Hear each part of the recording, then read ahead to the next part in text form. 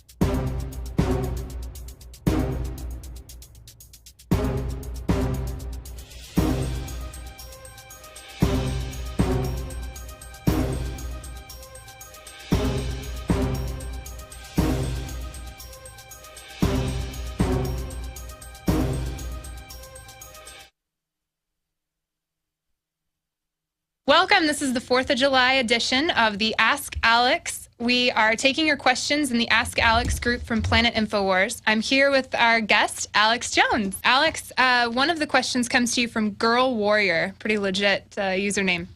I heard from a friend that when you're not home, the utilities company can come by your house and have the authority to switch to the new smart meter without your permission. What are your thoughts? Yeah, just like the federal government has the authority to ship guns into Mexico and hand grenades and cocaine back in, they don't have the authority. They just do it criminally. And that is exactly what is happening with the United Nations saying it commands our military now. That's what's happening with all of these power grabs, with the TSA, who aren't even sworn officers, out of their federal jurisdiction, groping people. That's what tyranny is just a giant power grab. Doing what they want. And that's what they're doing. And first they lied and said the smart meters weren't going to be tracking us or controlling our temperature or interfacing with other appliances. Now they admit it. And a lot of jurisdictions and different municipalities, people have beaten the smart meters. So it's a propaganda name. It's a smart meter. You just tell the utility company you don't want it? that you don't want it, and you get together with your city and tell them you're not going to have these systems. So people need to explain, hey, we're not against technology. We don't like the back doors and the dual use that all these things have. And then this marketing of it. And then they're charging us for the products as well through our bills. It's like a cell phone has all this tech in it to spy on us that we end up paying for as part of the cost. All of this stuff is having back doors built into it. The entire architecture of technology is to control populations. Well, the next question actually comes to you from Travis, and he says, have we gotten to the bottom of who's responsible for chemtrails and geoengineering so we can ask them to stop? Is there some sort of, you can pinpoint it to this person, this company, this... Well, it's the DARPA-controlled network of colleges and federal departments like the Department of Energy, these giant bureaucracies. They don't call it chemtrails in their documents, but they hide in plain view that, we have semi-classified and classified programs about high-altitude aerosol programs. And then you can pull up articles where NASA says the Earth's 20+% darker now because less sunlight's hitting us and all this news. So, no, I mean, it's hidden behind national security, but there's all these icebergs sticking up out of the water, showing us where larger structures are. And there are huge programs of geoengineering, as the White House science czar 3.5 years ago when they first got in office. John P. Holder admitted, we're involved in a whole geoengineering, changing our Earth's atmosphere. Bill Gates is involved in it, spends billions, but it's all classified, or most of it's classified. And then because it's not called chemtrails, people always call and say, what about the chemtrails? I'm like, yeah, but they call them this, this, and that. And so it is under terms like geoengineering that this is really going on. What do you think about the fact that 20 years ago condensation trails dissipated and now they don't? And then there's the question, well, are there spray planes? Is it mixed into the jet fuel? 5 years ago, I said, let's look and see at patents for adding aluminum dioxide, barium salts, and other things into jet fuel so that the jet engines could dissipate nuclei to create cloud condensation. And this thin layer. And then sure enough, thinks. there's dozens and dozens. I'm being conservative. I don't want to say hundreds. See, that's how we self-censor. It's hundreds of patents. There's actually hundreds, but let's just say dozens and dozens. You can look them up. We've done news reports on them. Just type into the search engine. It's looking both ways, the NSA system, Google, or whatever system you use. It all wires to the same place in the end. Just type in, patents for jet engines, dispensing chemtrails, and it should come up. And of course, it won't say that in the test. It'll say patents for jet engines for weather modification to disperse it. But that'll get you to the documents. Yeah. Well, and then don't just believe the documents. Go to the U.S. Patent Office online, type it in, and there it'll be. We have the right to look for those documents too, right? Mm-hmm. I mean, yes. all right. Well, the next question actually comes to you from Free Hot Dogs. I'd like to ask whether or not you know about actively staffed FEMA camps in America. I know that you've done that shoot with Jesse Ventura where you guys saw the black coffins, etc. But I happen to know that there's a FEMA facility in the Mexican farms in Maryland, and it's staffed and fully active. There are guards with machine guns posted at all times. They're guarding about 120 trailers that are all run down, and they're just crappy. And a large former hangar used to be a small airport. Anyways, so... Okay, well, the person, if they've, at their own risk feel like doing it, they should go out there with the camera and take a bunch of pictures and get it to us. Yeah. Show the guards. I mean, I would personally, I would pull up with my friends in a truck and say, what is this? And let them try to get in my face. Right.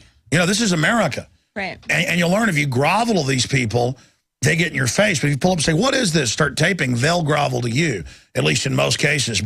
Or sneak up, during the day in the bushes and get photos.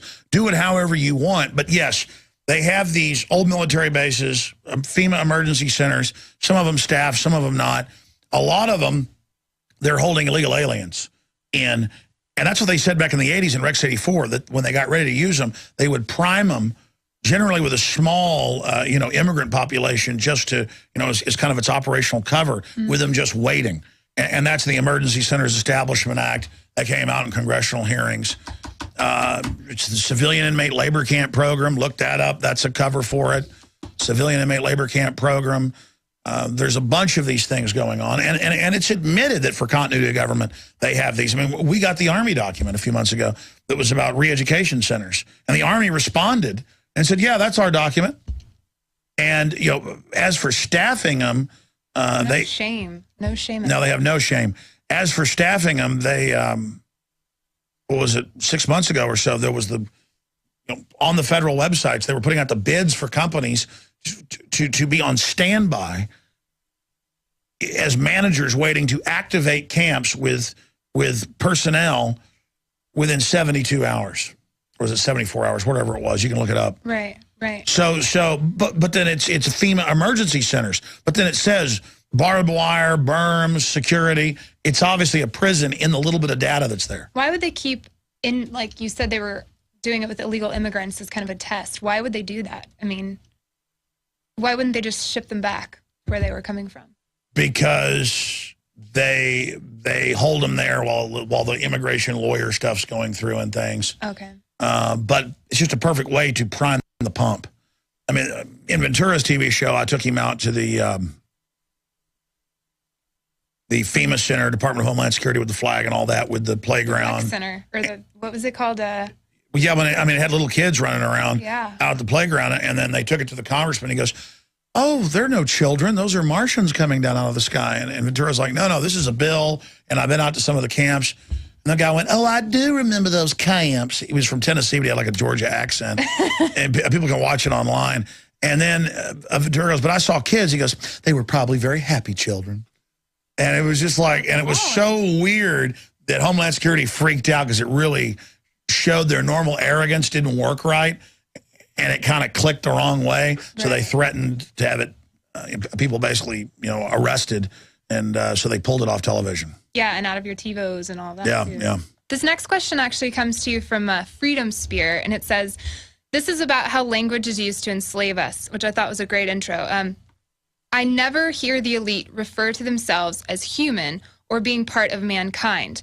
Gender aside, isn't it true, since we are men, that being called Hugh, which is a shade, and men being, Hugh men, making up Hugh men, is part of the eternal and shared goal that the agenda of the elites throughout history to separate themselves from the rest of us?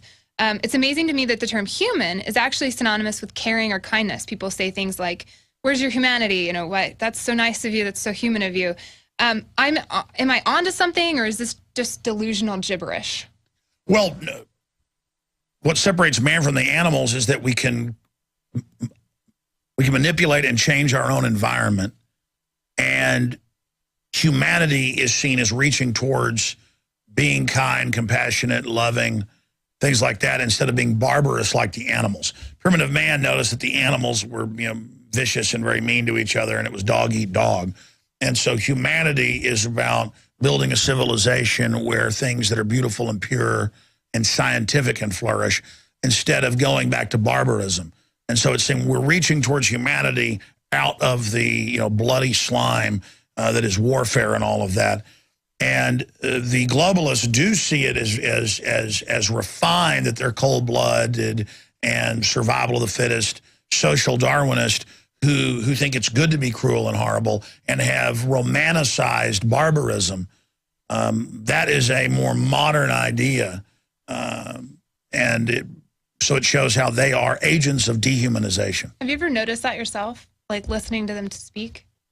They never refer to them like that. I have not. I don't think I've watched enough to say yes or no one way or the other, but it was a curious point he made. Well, definitely the ruling class and their minions understand they're programming the public. So everything they do is basically acting.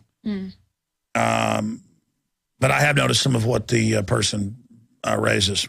Interesting. This next one comes to you from Loretta. She says, Alex, since Obama's arrogant and he has an immigration policy and it's up to his discretion, which you've referred to as treasonous, why don't we suggest to Dr. Paul that during his closing days of his term in Congress that he start impeachment processing? Well, that's the issue. I didn't just get mad at Rand Paul 3-4 weeks ago over the fact he endorsed Mitt Romney. I get all the Ron Paul literature because I've given money to Rand Paul, Campaign for Liberty. My family has, so I get all the literature. And it was just kind of keeping this whole thing going that, oh, we're still going to win. Oh, yeah. Let's be really strong into the convention, while Rand was out giving speeches and even on my show saying, yeah, it pretty much is over. And I'd be honored if I was asked for VP.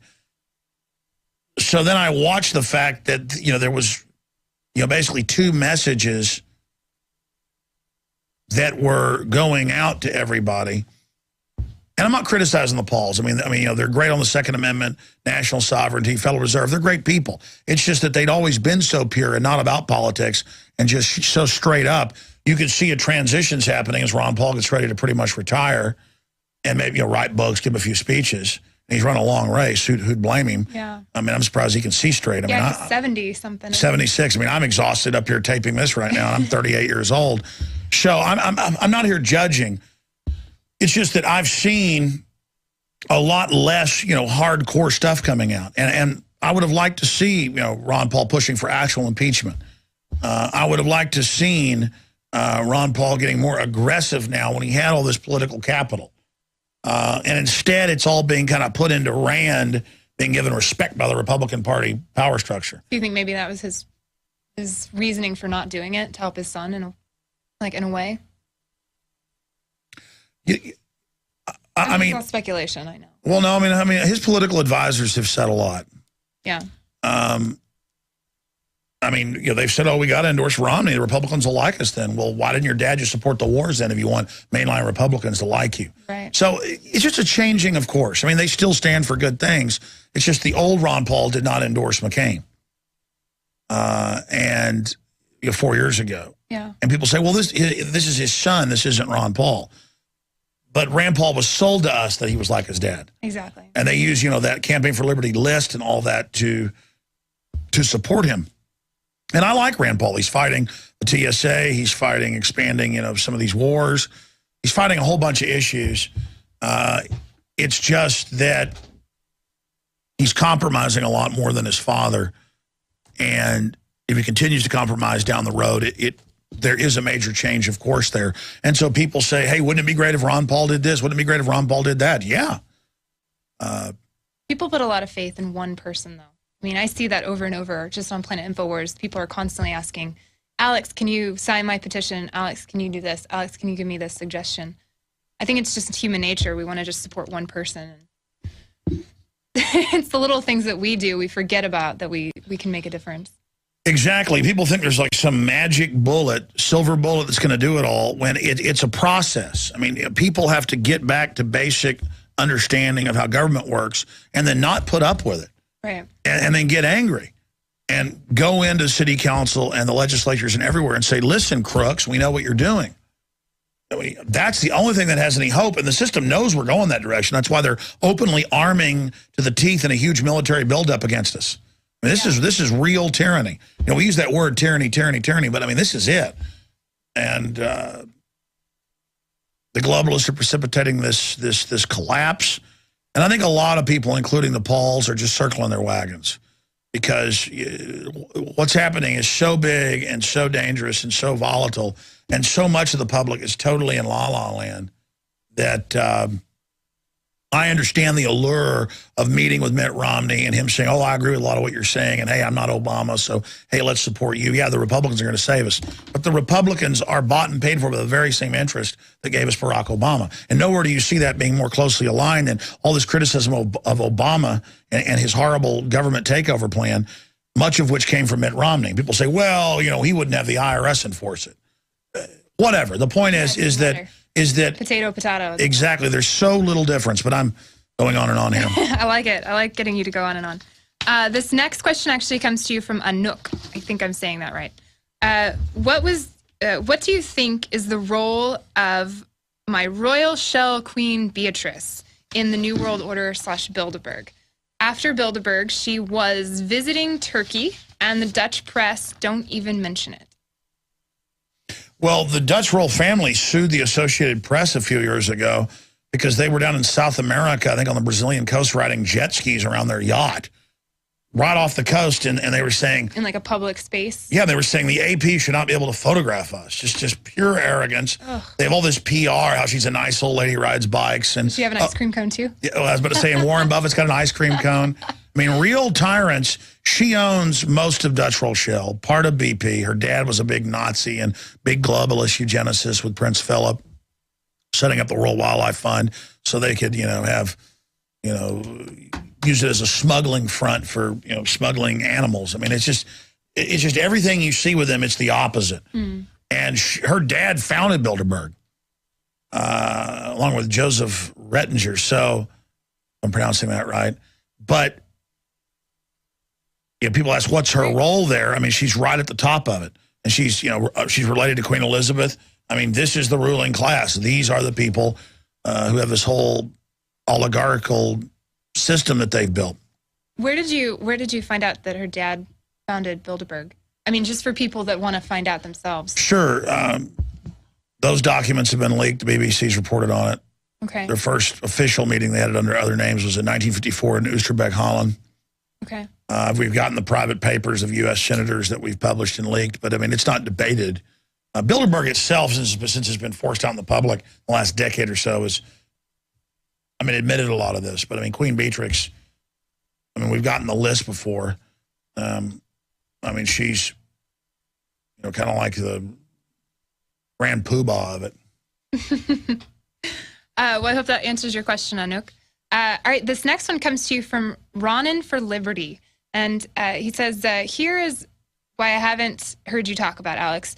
The superconductor in Waxahachie, Texas, about 30 minutes outside of Dallas, that closed down many years ago, has been used for anti-terrorist training for a few years now. And part of the underground tunnel was built but never finished. So who knows what else they do down there, or even that they stop digging. We don't know. I know you mentioned a few weeks back some underground bases, places like Mount Weather. Do you have any comments on former superconductors or what's going on, or any knowledge of what's there? No, we're moving to hire more reporters so we can cover things like that. But I think it was 8 years ago or so up in Waxahachie that it was in the news that they completed more than half of a giant underground loop for the superconducting super collider, and that they did turn it into a giant anti-terrorism underground training base, which is actually a good place to do it. Yeah. Instead of all these military drills, we don't have anywhere to train. We just got giant bases everywhere. You know, Fort Hood, 5, 6, 7 times the size of Dallas, Fort Worth. But we've got to drive through your town and do live fire exercises at 2 a.m. Right. It's to acclimate the troops, the police, the public to having military. And now the Secretary of the Army has said that. Hey, they want to put a brigade in every city, 4,000 plus troops. So, yeah, they private company leased it. And I even meant to go do a report on it, but back then didn't have any reporters. But Waxahachie's up there. We should try to call them and get in there and see it, because it'd just be neat to go into those caverns. Yeah. Regardless, but yeah, it's just south of Dallas, Waxahachie, Texas. And indeed, I did cover that a long time ago. But I suggest, you know, sometimes we say we want to go into things and people are scared of us. Yeah. It's Infowars.com. You know, maybe folks should call themselves citizen journalists. You know, start a website, start doing 10, 15 reports on local politics news. Yeah. That's basically your cover, you know, that you really are a journalist. And by cover, the fact that you're a patriot, but now you are a local journalist, and now you have a way to get into things. You know, get into football games free. You know, you're part of the press. Make a little press pass up. Call them, get on the list. Get into political events. Go take photos. Post them. Run stories. Might end up at Infowars.com. Absolutely. Or DrudgeReport.com, or who knows where, WorldNetDaily.com. That's a great point you make. Writing articles and things like that, that's exactly why Planet Infowars is around. It's so people can write articles. And in fact, we've just started, via you, putting these on Infowars.com, the main page. So if you write a good article, I'm watching, my fellow moderator, Lewis, is watching. We're trying to do exactly that. Post things, spread the word, little local stuff. Sure. I mean, because it needs to get to the point, it's already started with all the big cities, but in a lot of small towns where you can go in there, and that's one thing we got to work on is the search engine. I keep meaning to tell them that, because you know, it's got it for privacy. Huh? Like make it more refined, kind of? I don't know. It's just that sometimes, we're in beta, but we want your suggestions. It's just that sometimes I search stuff even in Google. And like, even though it's the NSA, even though it's horrible, we probably need to have a link to that or explain to people that, you know, you can use this to find really, really refined stuff in there. But I'm brainstorming. It doesn't matter. The point is you can go in, search, find groups in your area, and then just do it. People are like, well, I want to fight, you know, the New World Order. Well, call yourself press. Yep. Go out and do reports. Whether it's a video report, text report, photos, whatever. Just start reporting on what's happening. Yeah, absolutely. And PlanetInfoWars.com is a great place to do it.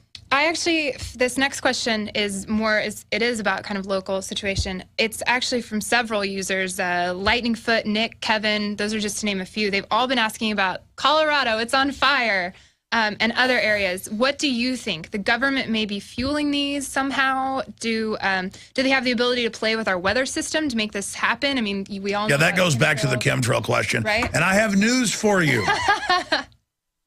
I am going to Colorado. Woo, I have not even announced this. 3-4 months ago, I promised my son that I would take him to Colorado because he's been reading about it and wants to go there.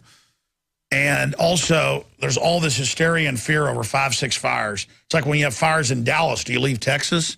I mean, you know, the reason it's such big news is that they're lined up by Boulder, by Denver, and by Colorado Springs, all in one line. But here's the state square, and there's a couple fires from Denver down to Colorado Springs, and there's a couple here in the south and one in the middle. And I will never get within about 100 miles of the fires. Probably wise. And my grandmother's like, oh, my God, don't go to Colorado. Well, the news is showing you where the fires are. And so there's no perspective. You know, it's like, get off planet Earth.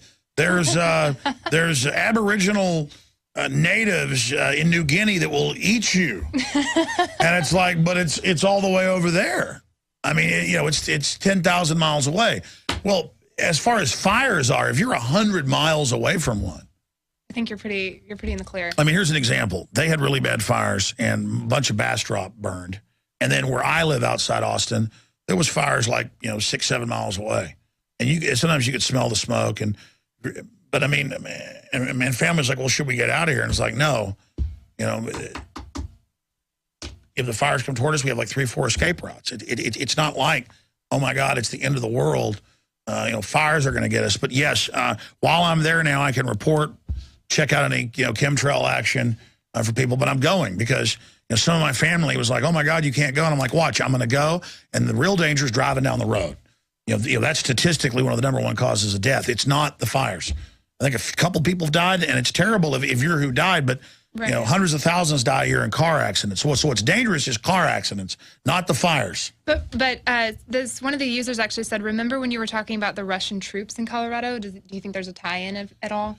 They did have Russian troops to do some drills out there, which was unprecedented to have them publicly doing it. But no, listen, there's always been big prairie fires. That's always happened. It's part of regeneration. Lightning always caused it. The difference was now when there is lightning strikes, they go and put it out.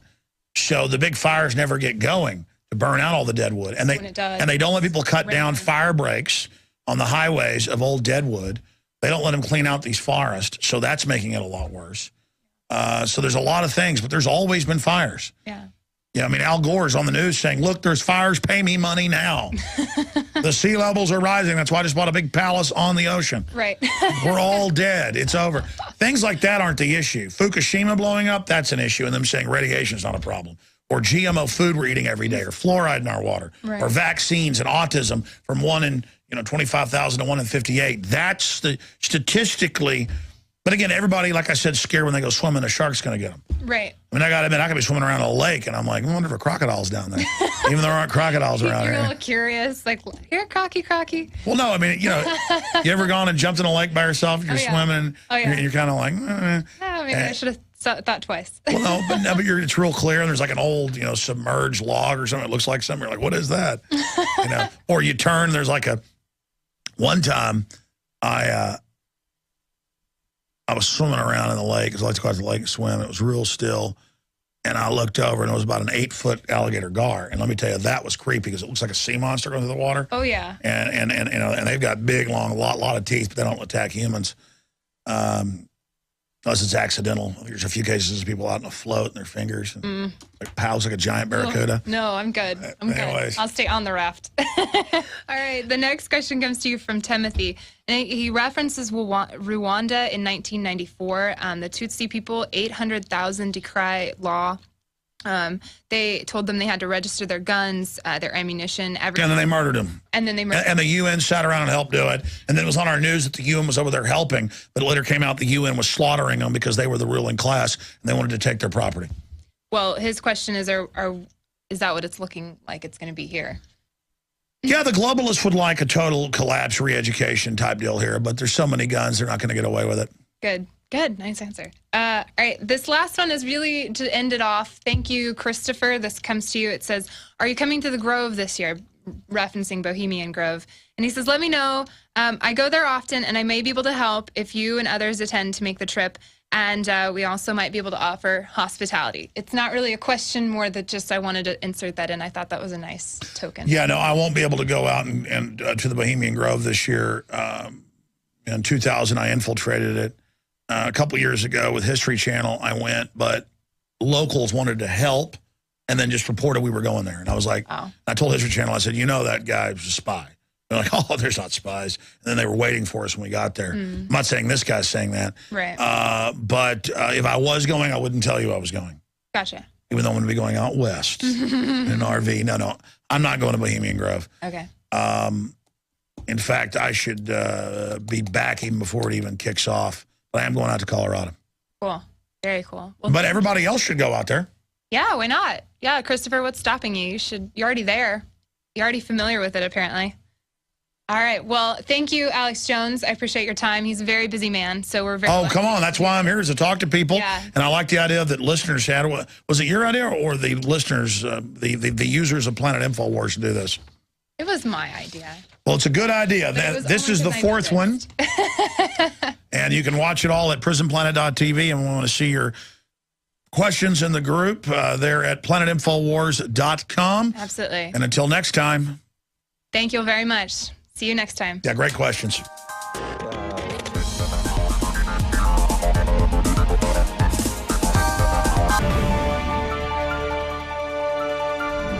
Sick of the globalist eugenicist control freaks adding poison to your water and laughing as you get sick and die? Start purifying your water with ProPure. My friends, I've done a lot of research, and the best gravity filter out there, bar none, is ProPure, and it's available discounted at Infowars.com. Its filters are silver impregnated to prevent bacterial growth. There's no priming required. It's NSF 42 certified. Optional fluoride filters can reduce fluoride up to 95%. Easy to set up and use. Doesn't require electricity. Purify water from lakes, streams, ponds, and wells. This filter system leaves in beneficial minerals, which is key. Save money by not buying bottled water and avoid BPA that leaches from the plastic. ProPure is the best gravity-fed filter out there. It's what my family uses. Infowars.com already has the lowest price on ProPure. But if you add the promo code WATER at checkout, you get an additional 10% off at Infowars.com. You can also call to order 888-253-3139.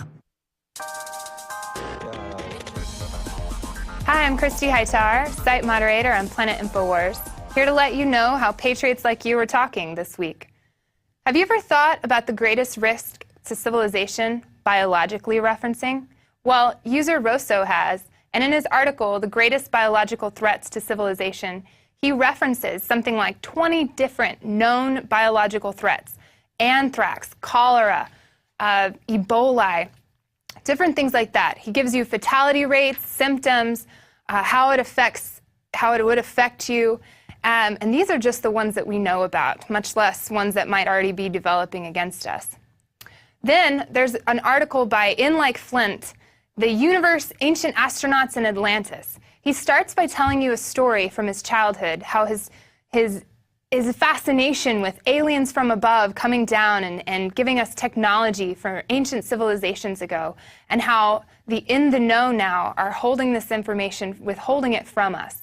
So that being said, it leads me into our last article, Food Stamps, President Obama Wants You on Food Stamps. This is actually a great article for many reasons. Melissa Melton is actually one of the reporters from the reporter contest.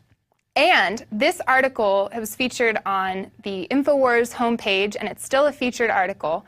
She talks about how skyrocketing food stamp usage during Obama's presidency, something like 100%. She gives great references. She is well-spoken and had a great response to her article. So that being said, we are looking out for great articles, well-written, well-referenced. So keep up the good work, you patriots out there.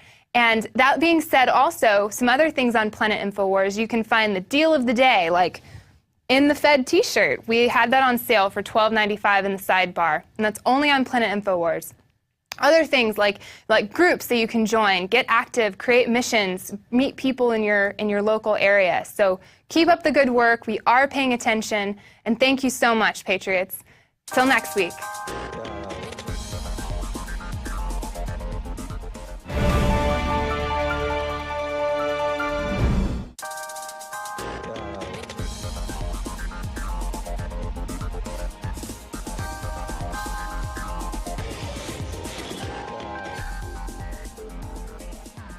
Hi and welcome. I'm Christy Hightower from Planet Infowars. I'm here with Alex Jones to answer your questions from the Ask Alex group on Planet Infowars. So let's get started, Alex. The first question is, hi, Alex. I have just listened to your interview with David Rothschild, which apparently was a long time ago. But it was an excellent interview, and it makes me think, are you going to grill any other elites like Rockefeller or Romney or Al Gore? Any plans for that? That is a fantastic question.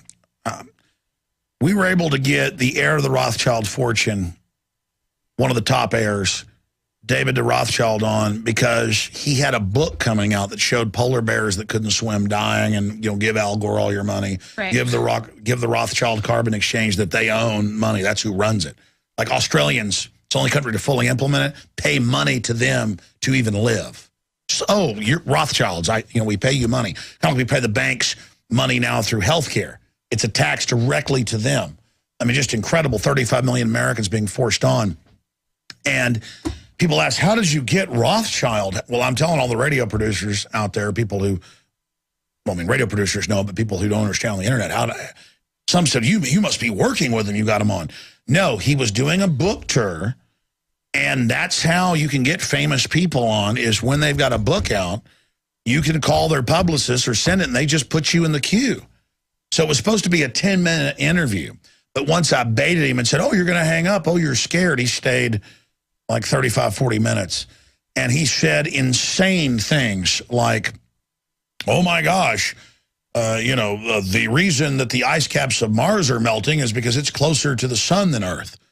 Because I said, hey, if we pay Al Gore carbon taxes, he stop the ice caps of Mars from melting?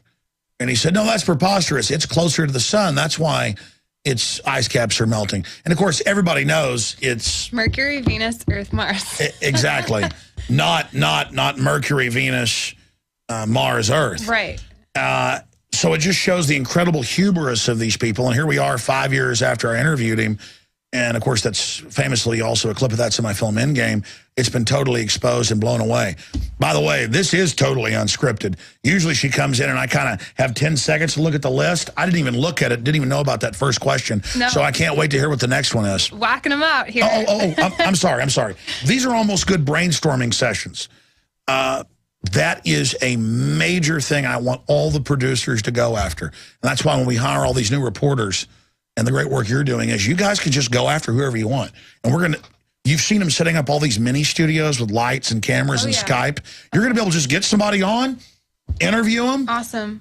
And people are going to get bonuses. We're free market when they get big people on. So you're welcome we're going to set up subsidiary names. We're not lying, but it's a subsidiary of Infowars that isn't as known, so that you can call the publicists up. The problem is we're now known. So if they're not a fan, they're not coming on. It's like today, Chris thought to call William Shatner, never even tried to get him on. He calls, gets his head guy on. Oh, yeah, we know who you are. Oh, yeah. Yeah, when he gets back, he'll probably come on. So that may happen.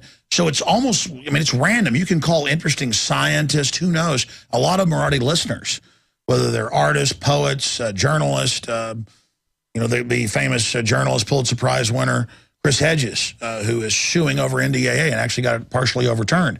Awesome. We called him, turned out he knew who we were, liked the work we're doing. He's like a liberal, but he's a real liberal. He's against tyranny.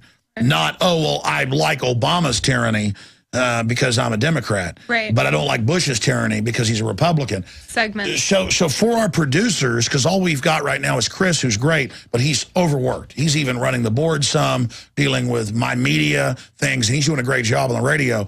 We've got John Bound getting into producing. You can start getting into producing. And basically, whoever wants to can. And it isn't just going to be Alex Jones who interviews the cool person. It can be Christy. Awesome. It can be Aaron Dykes. That's what Infowars is about. It's not just empowering our reporters and people, but you, by our example and others' examples, leading. Look at Luke Radowski from my example. Speaking of confronting people, that was the last part of the questions. I had a whole brainstorm when you asked that. That's why it's so good for me to get. That's why I love getting questions originally when I've never seen them, because then it's that original, excited, neuron-firing thought. I've noticed that when I've seen a story 2 or 3 times before I get on air, by the time I get on air, it's old and I don't want to read it. Right. It's very strange phenomenon. So that's what I love this. In fact, I'm thinking about having them come in every day, like Chris or somebody else, and sit there while I'm on the radio and say, all right, here's the questions from Twitter. That'd be awesome. Or here's the question from planetinfowars.com. Yeah. And so that it makes me get out of my pattern of just ranting, mad at news. I read almost all these articles today before I even got here. Then I am the guys, they printed them off. I got here, never even opened most of these files. Economy, world news, stuff I was all angry about and ready to talk about with understanding of, and I got here and never covered it. So I've got to figure out some way where maybe I should start doing my radio show at 9 a.m., Just keep going. And instead of getting up at 6 a.m. and reading it all and then getting mad and coming up here, I can get here and actually maybe have a show where it's up on a big screen and I'm just analyzing it fresh right there. There you go. I'm having an epiphany here right now. Yeah. What was the other point? One-on-one. All of you can get out with a camera and confront globalists. We live in Austin, Texas. A lot of globalist bigwigs, but also good people. A lot of famous people, interesting people come through Austin. We've just got to check the newspapers about when they're at Book People, when they're at Barnes & Nobles, when they're at even at a theater or something, because we can get in because we're press. We should be sending our reporters out to that. Absolutely. Austin's now a world-class city, but it's nothing like D.C., L.A., New York, Chicago, where activists that are there We probably want to get some reporters and all those. I mean, we already have them, but reporters that actually work for us can go out and do that as well and really just give us unlimited coverage. Yeah. So big things are coming to the info war. You've only got about 20 questions. That's one of them. Let's go to the next one right now. Moving right along. Alex, have you ever looked into the KGB files that were released in regards to the infiltration of the Vatican? It seems funny that the 3 of the last of the 4 popes have had to ride behind bulletproof glass, and yet the present pope does not. Any ideas? I know there's a lot of... Yes, I actually did. I even read a book on that years ago. I even had a guest on, and I did look into it. Regardless of whether the Vatican was good or bad in the past, it is infiltrated with all sorts of globalists. And you can really see the power of what was the Vatican being deconstructed right now. And you can see the globalist media demonizing and attacking it. And I'm not Catholic. I come from a famous family of Protestants back on both sides of the Mayflower. But regardless of that, so I'm not defending, Catholicism or whatever, but I'm not bashing Catholics. I know a lot of Catholics that are good people that really stand up against tyranny. If you look at the media and how they operate, there's no doubt worldwide there is an attempt to bring down Catholicism, because it's got all these religious systems and Christian systems, but others have to be brought down for this. The state is God model. And the new sacrament isn't, go to the church and take communion. It's have the TSA abuse you, stick their hands down your pants. And instead of offering your children to Moloch, you offer them to the TSA pervert. You offer your grandmother up to them. And so that's the new God, with the drones and the big government buildings and, all the announcements and government-run healthcare. It's all about the state is God. And that means the special corporate interest, the bankers that have captured our country through fraud and bragged that they've done it. Like on that CNBC clip, did you see that? Yeah. Where they said that, the bankers now rule you, world government's good. But I thought that didn't exist. But then you also have the Vatican involved in 57 setting up the original euro, the Treaty of Rome. So it's all of these powerful institutions behave the same. It's just that they're sometimes at odds with each other, but then not at odds with each other when it comes to feeding off the public. Yeah, they give us issues to just keep us busy, I feel like. I think in the final equation, all big institutions become corrupted, and most historians will tell you that. It's individual mavericks that are... I had Serpico on the radio today, famous cop that exposed drug dealing, and they shot him in the face and all the rest of it. Yeah. And it turns out he's a listener of the show. We called him up a year ago. He goes, I listen to the show sometimes. Yeah, I want to come on. Came on again. And he's like, I visit Infowars every day. I love your site. But he made a point about how he's run into police all over the country, police chiefs, but also in Europe, who have routed out corruption, and it was because they were in college and read his book about what happened, or saw the Al Pacino movie, and realized it's not about shaking people down and making money off drug dealers who live in a bigger house. It's about really helping people. Right. And so he was saying today, be an example, inspire people. And so whether you're in the Catholic Church or whether you're in the Baptist Church or whether you're in the military or whether you're in corporate America, whether you're a bureaucrat or a school teacher, don't make excuses about the corrupt system you're in or, who's up on top of it. What you do that's right changes that. I mean, it's a real battle between good and evil, and it's what we all do individually. So when we say, oh, it's corrupt, I'm going to leave it alone, you're giving power to the evil. Yeah, a lot of people have been asking, there's a general question, actually, like, what do we do? And the great response that you seem to have is the little things. It's the little things like making copies of your DVDs, sending out, like, flyers, just talking to people. Well, take planetinfowars.com. Its success, and now we've gone through beta, and it had a few glitches like we knew, but now the guys have really got it working great. Incredible job. And so it's there for you, and people are meeting, they're dating, they're camping, they're shooting, they're getting together as activists, they're starting their own journalist groups. I've get calls on the radio all the time. We should start a segment once a week on the radio about Planet Infowars. That'd be awesome. It's all part of this brainstorming. Yeah. And so just remind me to do that, please. And nudge me into doing it, because there's so much going on, how it is. Formulate it and come to you. I mean, you see what's going on around here. We're not sitting around. No, absolutely. Because we know the time is short. The enemy knows the time is short, and we've got to wake up as many people as we can before things go to the next level, or we could reverse that takeover. But what was the point I was making about... the little things. Oh, the little things. Listen, we're taking articles that men and women are writing on that website from all over the world, of every race, color, creed, and promoting them to Infowars and Prison Planet. And we're working on a system where what you vote up shows up on Infowars and Prison Planet. Right. And that's the key, not just what we're doing at planetinfowars.com, but setting up a system where whatever's top voted shows up on Infowars and Prison Planet. So again, we're in beta right now, folks. That's why it's so important to spread the word about planetinfowars.com and everything we're doing. Absolutely. Absolutely. Well, the next question actually has to do with Mitt Romney as a likely Republican nominee. So is Mormonism going to be related to the global elite? Is that going to come into play in any facet? Well, I think Mitt Romney is first and foremost a vulture capitalist, which is in the same family as a crony capitalist. He's a monopoly guy. His fruits are open borders, abortion, restrictions on the Second Amendment, carbon taxes. That's what he does when he's in power. His rhetoric, a lot of it's really good, but that's not what Mitt Romney's going to do. Kind of like Justice Roberts voted for the plan. And it's like, well, he's a Republican. Why did, well, because the insurance companies wrote this, their stocks are up, they want this. They get to cut the kind of care you get, charge you more for less, make you buy the product. Tell you when to die. Tell you when to die, the death panels, exactly. Well, yeah. Christy, it's not just me ranting. Give us your take on all this. You've been here about a month. You're doing a really great job. Got a lot of energy. We've kind of just thrown you in the deep end. What do you... Treading water. What I mean, politically... Because when I interviewed you, you seemed interesting, but they'd already interviewed you. I think we did like a 10-minute interview. I never even found out your political views. I'm just kind of, hey, here's the stuff, social network, moderated, no hacking, no porn, and, we're not going to call for, killing races of people. Right. But it's pretty much wide open. Now that you've been, well, what were your views before, and now a month here, what are your views now? It's a really fascinating question, actually. You take the political talking points that you hear on all news sites and you utilize those.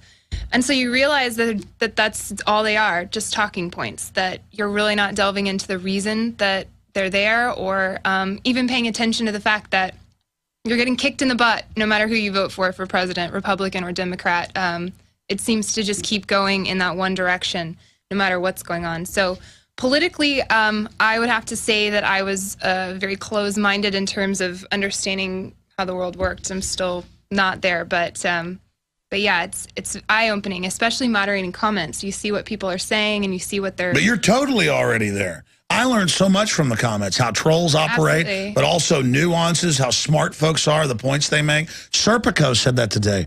He said, I love going to websites and reading the thought-provoking ideas because there are a lot of smart folks out there, and there's the system and the trolls like, don't do that. But you do have deep understanding. I mean, everything you always say really has piercing clarity and boiling it down. I mean, I can spend an hour trying to describe something, but you just did it. The mainstream media wants something to be one-dimensional instead of, two-dimensional. They don't want you to look layers within or even ask, where does something come from? Well, what's fascinating is actually my fascination with the healthcare industry. I actually was pursuing to go to med school before I got this job. That was one of my aspirations. And I've decided I don't want anything to do with the allopathic system. I think it's all about pharmaceuticals and pushing this Agenda 21, essentially, which at the time I had no idea about. But the idea being that people just want a pill. They want everything to be fixed, but they don't want to figure out what the source of it is. They don't want to figure out, it's their food, it's their water. And the idea, I honestly never knew about fluoride before I worked here. I never really crossed my mind. I heard about it being good for your teeth, and that was as far as it went. But in my own health, reading health medical journals and things like that, I've come to the conclusion that essentially nobody cares. Nobody cares enough to ask those questions. And then coming here and it's so stupid because these people that don't care, it's affecting their family. Absolutely. And it's mind-boggling to think that nobody would even ask that question. And then when they do, they're discouraged. See how smart she is? Do go on, Alex. Do go on. No, you're doing a good job. No, I'm serious. Everybody's got it. And I'm the same way. I'm self-deprecating, but we all recognize inherent truth, and we recognize we're not getting it from the mainstream media. I mean, they'll be accurate about a plane crashed here or there was a fire there, but they'll take some issue about, well, Assad's mean and we're going to get rid of him. And it's like, but you admit you're using Al-Qaeda on him. I mean, I'm no rocket scientist. You're telling me give up my way of life and be a slave because of Al-Qaeda, but you work with them? Right. I mean, I just keep, that's all I can talk about. It's just 9/11 being an inside job, all of it. I mean, there it is, just proof. Well, I hate that terrorists has become one of those, like gourmet as to food. I mean, it's overused and it's a fear monger. Yeah, like Chef Boyardee dog food crud. And they says gourmet, and it's got a guy with a white hat on it, so it must be really good. Absolutely, and that's what they've done with terrorism. In the name of fear, you're willing to give up all your rights, like starting with the TSA, like those kind of ideas, those kind of issues. Exactly. All we're doing is unplugging from this BS system. It doesn't even mean we have all the answers. How many questions are we? I've got to leave in. I think we're at question 3 right now. I've got to leave in 20 minutes to go see my grandmother. Okay. That's right. I'm a good person on Friday night. I'm going to see my grandmother. Filet mignon and everything. That's right. I only see her about once a month. She likes steaks, and I'm going to bring her a steak. That's awesome. You actually heard me. I ordered. You were coming in there, and I'm like, and so my wife said, "Honey, will you get her a steak because she likes a steak?" So we're all going to drive over with the kids and hang out with her. That sounds fun. It's about all my grandmother will eat. She hardly eats. I tell you how that woman. She doesn't eat anything. Like a bird.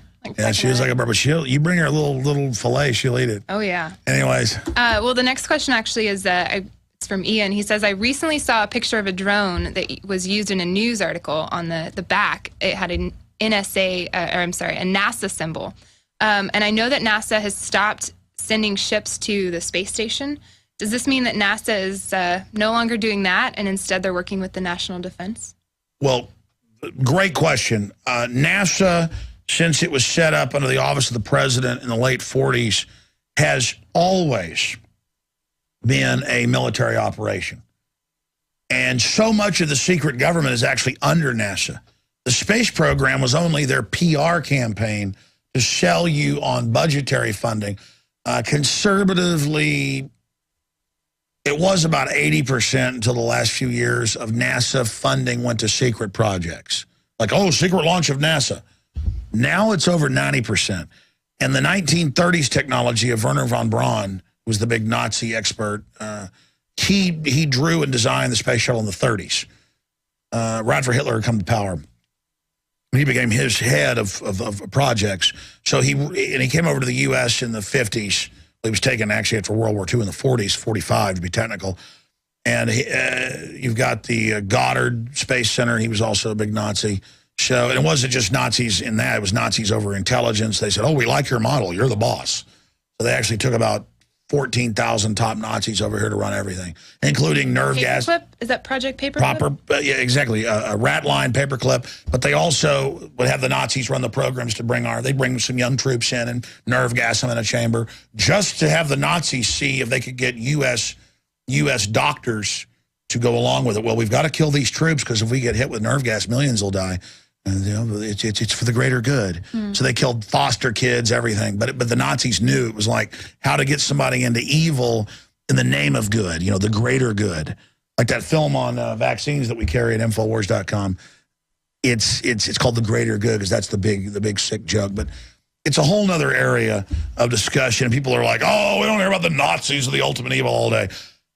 No, there's lots of evil governments, but the Nazis, the system they developed came out of eugenics in England, and the government here was a big fan of that predominantly. So, the Nazis were like rock stars, and they took them over here and put them in everywhere. But to answer the space program question, NASA's involved with Google, NASA's involved with the NSA. NASA is just kind of a PR name. Because everyone thinks it's cool to go to space. I mean, it's kind of like a NASCAR guy has got all these patches on him, and the big patch on the shadow government's NASA. But it's a bunch of patches that make up the shadow government. You should draw something like that. I wish, yeah. But I like all your doodlings. I mean, it's more like Space Command. Space Command's actually over the whole military, Colorado Springs, NORAD. All of that is, NASA's just one logo of the secret government. Gotcha. So it's always been secret. And now, since you're not into space travel, it's not cool anymore. They'll show you simulated space travel. It's all drone. Hundreds of drone Black Manta spacecraft, DU Sabo rounds, meteor guns, decapitation networks to be able to knock out every world leader in 1 hour. They had that in 1979. I've interviewed the former head of Star Wars, Dr. Bob Bowman. People don't think Star Wars started until the early 80s. I mean, it's just a huge secret government program, pretty much an off-world technological breakaway civilization. Wow. We don't even know how thousands of astronauts have died in secret missions. That's a conservative number. I've talked to former top NASA people who I've been friends with for decades, 15 years, who you can watch in the Apollo program are on the front line, like up there running things. One guy lives outside Austin. Cool. Let's get him on. His name's Raymond Teague. Well, he's hard to get on air. I imagine. Plus, he's got heart trouble and stuff. And thing is, he'll tell you stuff in private. Once he gets on air, it's almost like conditioning. You can't even talk about it. Unnerving. But they went to the moon and beyond. The point is that what we were shown with the moon technology, a lot of that was fake because they don't want to show you what they've really got. Man, these are good questions. What's coming up next? Ron Paul is quoted as saying, "Nobody has a right to someone else's wealth. You have a right to your life and you have a right to your property. But education isn't a right. Medicare isn't a right. These are things that you earn." But isn't it hypocritical to say that when we support a right to fair trial or a civil trial by jury, that isn't that hypocritical? Now, maybe I'm dense, but read me that question one more time. Essentially, Ron Paul states nobody has a right to anyone else's wealth, including education as a right, Medicare as a right, But isn't it hypocritical to say that when we support a right to a fair trial and a civil trial by jury? I included this question because I honestly wanted your opinion as well. I read it and I thought, I don't know. I don't know what he's going to answer. Well, that's a good philosophical question. There are all these anarchist capitalists that just say no state, no nothing. Well, I mean, humans organize themselves. Absolutely. The question is, how do you organize yourself? And so on one extreme, there's the argument that all good comes from collectivization, which we know is a nightmare. You have no privacy, no nothing. A bunch of people sit around or get in a gang with clubs and make you work for them. That's what it turns into. Someone essentially takes over at some point. There's always, exactly, that creates a power vacuum. It always reverts back to the law of the jungle. So it's better to have good people organize themselves into an agreed-upon super limited government to protect themselves from the next country that's a big centralized government that wants to come and make them slaves. And that's the 1776 model. And so if you're going to have a limited government, the individual better be involved and better show up as the final checkmate in the grand jury and the jury, which you're supposed to be able to vote, but also grand jury, the regular jury, and also the cartridge box. So there's a lot of ways to vote, and we're supposed to be the judge of the law, as well as do we think this was right morally. It's called jury nullification. So people that look at Ron Paul and say, that's not libertarian enough, I shouldn't have to go to jury duty. Well, no, what you should look at is how they've turned the juries into puppets being instructed by the judge instead of the other way around. And if you study our system, that's what we're at. I mean, I'd rather beat the government health care first and beat the gun control and beat the, the globalization and all of this and the corporate welfare before I sit around and say, well, let's just get rid of juries. Because the globalists actually are funding one arm of the libertarian movement to do just that, an absolutely extreme mode that they only implement in certain areas where they want to be able to get away with what they've done. So it's a balancing act, but obviously more liberty, more what you want is to make people be more self-sufficient, because history shows that develops greater individuals, okay? The systems that seek to destroy individualism are nightmarish and colorless and dull. But now they've already put people in a zombie state, dumbed them down, made them so unhealthy that you have to, as Ron Paul says, you're not going to get rid of it overnight. Yeah. You're not going to just, so we're just trying to pull out of the gravitational pull of giant, like the sun, of giant government, total state control. And we're just trying to get the rocket ship out of there. And then we can debate after we survive what we're going to do. But sitting back and going, I go to an anarchist meeting and I wouldn't be for any government. Really, you drove here on a government road. So you better discuss how we're going to, the system's already built. Right. It is predatory. It's going into retrograde. It's plummeting to earth. So we have to go with something that by increments, we got here by increments. Rome wasn't built in a day. We're going to get out of this by increments. Yeah, you can apply that to your life even. Just like losing weight. Hey, Aaron Dykes, you know all about that, right? 92 pounds. Tangy tangerine. Infowarsteam.com. But that's not that's not the only thing. You had to consciously make an effort about what you did. It's little things. Absolutely. It goes back to the little things. That's the theme. Aaron behind the camera. Hi, Alex. The U.S. has a lot of debt, and so does Europe. So the question is, debt to whom? The big private banks seem to have financial problems, so they can hardly own all of that debt. Is there a global financial black hole somewhere? Maybe you can just elaborate. These questions are just incredible. Where is the debt? It's an incredibly complex question. It gets into monetary theory, how the whole system was set up. But basically, because our monetary system is not in a tangible, measurable seashells or gold or silver or whatever it is, it's fiat. Whoever controls the fiat issuance is king. The Rothschilds say, I care not who is. There was actually an article on Planet Infowars wrote, I think today or yesterday, just about that. Basically, whoever prints the money is. Exactly. Lord Rothschild said, I don't care who the politicians are. I don't care who the king is. As long as I control the money, that's all that matters. So basically, you end up having two systems. You've got the real economy, and you've got the, quote, government. But above it, you have the central bankers or the money changers who want to attack the real economy because they're monopolist and want to move it into the government system so it can be moved up to them. But they want to create an illusion and just have the people fighting with the government all day, not looking at that next rail. And I'm oversimplifying this, but continuing just writing on the back of articles here. Sure. Well, I mean, I can do better graphics of this. I mean, this is all. That's okay. We could. No, I'm sure we can leave all this in too. Let's just leave it all in there unedited. But I mean, you've got humanity, you've got productivity, you've got ideas, you've got blood, sweat, and tears, you've got economy, and then you've got government that's telling us that it's there to organize things, but it inherently is unaccountable, destructive, and lazy. That's just what happens. Right. But you've got the banksters that understand this, the technocrats. And they're always trying to get this dependent, shut down, monopolistic, where only their buddies in certain sectors control it. So it goes into government, it goes back to them and back to these guys at the top. But to ask the question is, what is the debt? When a dollar is created, it's not really a dollar, it's a Federal Reserve note now. It's not backed with anything. Right. You have to pay debt back to the Fed for allowing that to be created. Whereas previously, whether it was gold-backed or not, the government just issued it, and the dollar was just a symbol that you could use to exchange goods, which makes a lot of sense if you're not engaged in barter. And this empowers the individual. But instead, with this Federal Reserve System, it empowers the banksters, who are all fraudsters and call themselves the Fed. They're not Fed. Oh, we can trust that, it's the Fed. But again, I'm oversimplifying this. I mean, the basic question is, where is the debt? On average, about 76% of all of the taxes you pay, county, city, federal, end up going into slush funds. It's not even for pensions. It's called the Comprehensive Annual Financial Report.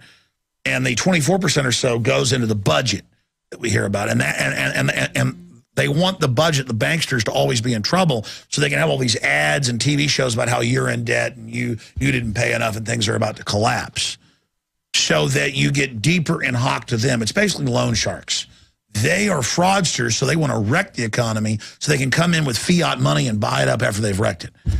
It's very, very simple. But it doesn't produce productive economies. And so if you look at Greece or any of these countries, they bring in a welfare system to create a dependent class who will beg for money and riot if they don't get it. But that's always blamed for the shortfall. It's almost never the shortfall. The shortfall is that the banksters will also put their people in, Goldman Sachs and others, into Ireland, Greece, the U.S., Argentina, over by Australia, the Kiwi, it'll pop my head in the place, what's the place everybody's moving to? Sometimes I can't think of the name of something. New Zealand. That's all run by Goldman Sachs people, the finance ministers, presidents. And then they come out and say, oh, my God, the public's in debt, the country's bankrupt. But you always notice, oh, it's too big to fail. It's the 6 big banks. It's their 1.5 quadrillion. That's the black hole. So people say, where is it all going? Where's the black hole? Well, that's it. They create the black hole to destroy the real economy so they can stand over it as managers and saviors, making themselves the boss who will get you out of the crisis if you go into debt to them. But the debt was always created by them, and then their people engage in fraud to make you think that only they can protect you. I mean, does that make sense? Absolutely. So, there's the black hole. There's all of it. You make the problem and you come in as the hero. Exactly. Yeah. You problem, reaction, solution. There you go. She just boiled it down. You wreck society by design so that you can come in as the knight on shining armor. Wow. That's seriously hateful, evil. Well, they want to be in control. Yeah. Yeah. Well, Alex, I have been wanting to ask you, do you know if they are using the HAARP on the chemtrails? I live in Washington State, and it seems our weather patterns here are getting worse. They spray heavy up here, and it rains about 3 days after they spray the chemtrails.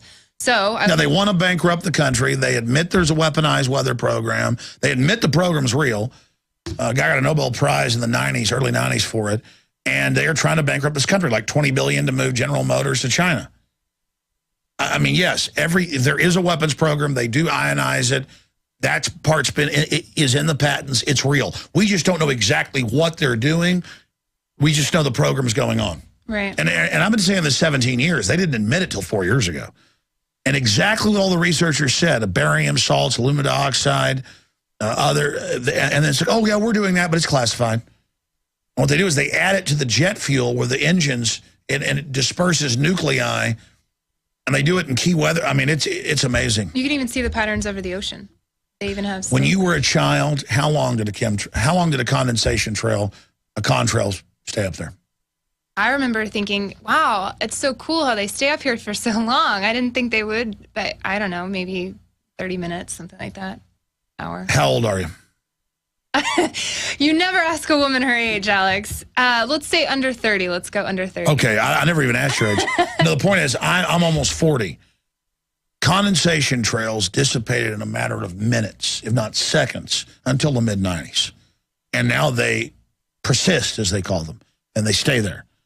It's not all planes. You'll have one plane right beside another plane coming in, and one's not leaving a trail, the other is. It depends what fuel additives they have. Actually have spray planes. It's incredible. But this is going on, and it just shows how you let a secret government take over of mad scientists. They just dominate society. Yeah. Find out which ways they can do it. Okay, so what would be one of the best things to do if they release the weaponized bird flu? Is it... Oh, man, these questions. I should be doing these on the radio. Yeah, these are great. Or do a panel with Aaron Dykes. What to do? Yeah, but I like the fact that it's like fresh, though, but then it's like, wow. Yeah. I have moved to the country outside Austin because I'm not living in fear. I'm trying to live in control because I love my children. And the globalists really are pushing the idea in all the movies and culture, but also in government documents, that there will be mass plagues, weaponized Ebola, weaponized bird flu, mouse pox for humans. This stuff kills like 85, 90+% of people, depending on which. Some of them kill like 98%, if you get it. And, of course, they'll have some vaccine that cures you, but God knows what it gives you. It's just diabolical crazies. So if all that happens, I still haven't set up the telecommuting out where I live because the internet wasn't what they claimed. It barely works. But, in the final equation, I'll have to take care of my children. The best thing you can do is get away from population centers if they release it. But if they do release it, they're going to be spraying it. So I don't know how you escape it. It's what's so horrible about these people. And how they say once they get a big enough police state in place where they think they can release this stuff and control the panic and pose as saviors on the news, they're going to do it. And the very newscasters that are compartmentalized are going to lose their family. They're reporting that the government's the good guy and everything, and it's all engineered. And then we have all these documents where the very government posing as a savior is the one developing it. It's just horrible. What do those reporters even do all day? How is it that they say they have slow news days when there's all kinds of documents being... Well, the average reporter, like at CBS or NBC or ABC, the national, even if they're an affiliate, but a lot of them are owned by sub corporations, they have news packages, have already produced video. And then all they've got to do is read the teleprompter, and it looks like local news about it's the law to take vaccines when it's not. People can look it up and find out it's a hoax. Even Dr. Oz doesn't give the H1N1 vaccine to his kids. He's on record as saying that. I think that's because morally in the final equation, he knew how dangerous it was. He couldn't just sit there and go along with that fraud. But the issue is, I had the former owner of local NBC station, since I've lived here, he's been on TV, the head guy at CBS the other day. They said, oh, we want to come by. And they got here, and the questions were coming out. At the end, they go, oh, by the way, this is for national CBS. I'd already figured that out, the questions they were giving me. Because it was on multiple subjects. And then he goes, yeah, a big guru at, CBS wanted me to come down here and ask you these questions. And it was basically the standard, well, you're making a lot of money. Is that what this is all about? But the point is, that shows how local news literally is told, and it's not even owned by CBS. It's just the guru from there. That's his word, says, go interview Alex Jones, to give them, and they're like, yeah, this is going to air nationally. So it's like, fund the, head reporter, right, guy that manages CBS here locally, but I think it's owned by like Sinclair. And he's not even a bad guy. He's just, well, you've hit the big time. I've been sent down here by the big guru. And you just see how you think it's local news. It's not. Because these guys know, do what the guru says and go get the report for us. And it's going to air in different regions and nationally. And there they are all day over there at CBS Local. Like 6 years ago, I have the tape of that same CBS before he was there. I'm not bashing him, saying mercury's good for your brain. So you can type in mercury good for your brain. Go ahead and take some arsenic pills while you're at it. Why not? Well, and it's weird. A tiny bit of mercury and arsenic, totally microscopic levels, I've talked to scientists, is actually needed. But not in the levels. Do what? Isn't it already in certain foods and things like that? Well, that's it. You need just tiny trace amounts. They're putting thousands of times what you'd want in there. Right. Well, next question, Alex. You say that the elite want a cashless society, but the illegal drug and weapon deals and so on would be exposed if the money could not be tracked, or could be tracked then. So that logic doesn't compute to me. Can you explain it? Well, they've got old programs they're running that are merging with new programs. And that's a point that I've thought about a lot. Regardless, the big mega banks who do launder most of the drug money on record, I mean, just look it up. It's all over the news. Big bank caught laundering $200 billion in drug money.